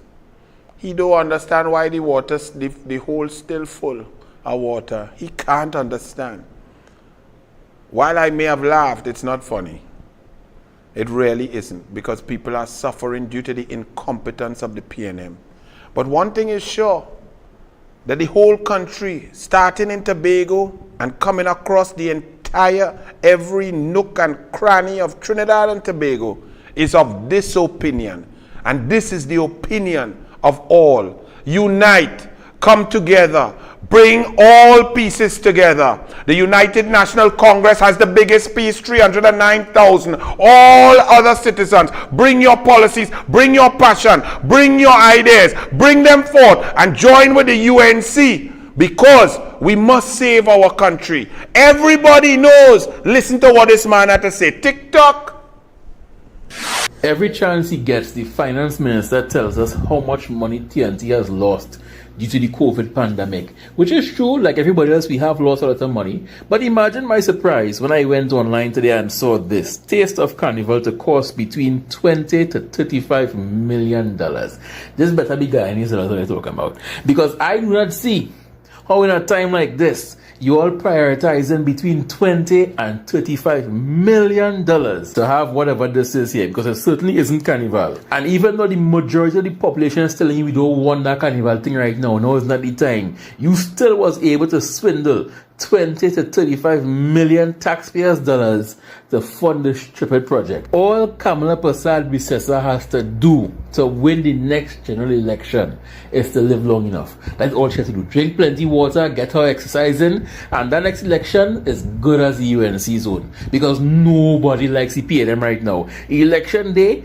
will just be a formality. Just a formality to see what we already know, that they're going to win election. I don't think any government pissed off this country as much as the PNM is currently pissing off this country. So that is one aspect. But the myriad of problems that have been exacerbated by the total incompetence, the tyrannical oppression of a megalomaniac, incompetent, heartless Prime Minister called Keith Christopher Rowley will require all hands on deck. Will require the intellectual capital of us all. Everybody with a disparate qualifications and experience, bringing forth creative policies to impact the lives of citizens across the board. It is not an easy fix. So stop the nonsense. Stop discussing who like who don't like this, who mouth big, who bald head, who cute, who have nice hair. All irrelevant. All patriots, all colors, all creeds, all religions. Come forward, unite, because our country needs us now, or we will never get another opportunity. God bless. Good night. A man with a big van. She don't want to aid the wagon. She looking for a four-wheel van. Make her leave me for a man with a big van. She don't want to aid the wagon. She looking for a four-wheel van. Give me all the time, girl, you're riding. Baby, I never hear you complaining. Make you leave me for a man with a big van. She don't want to aid the wagon. She looking for a four-wheel van.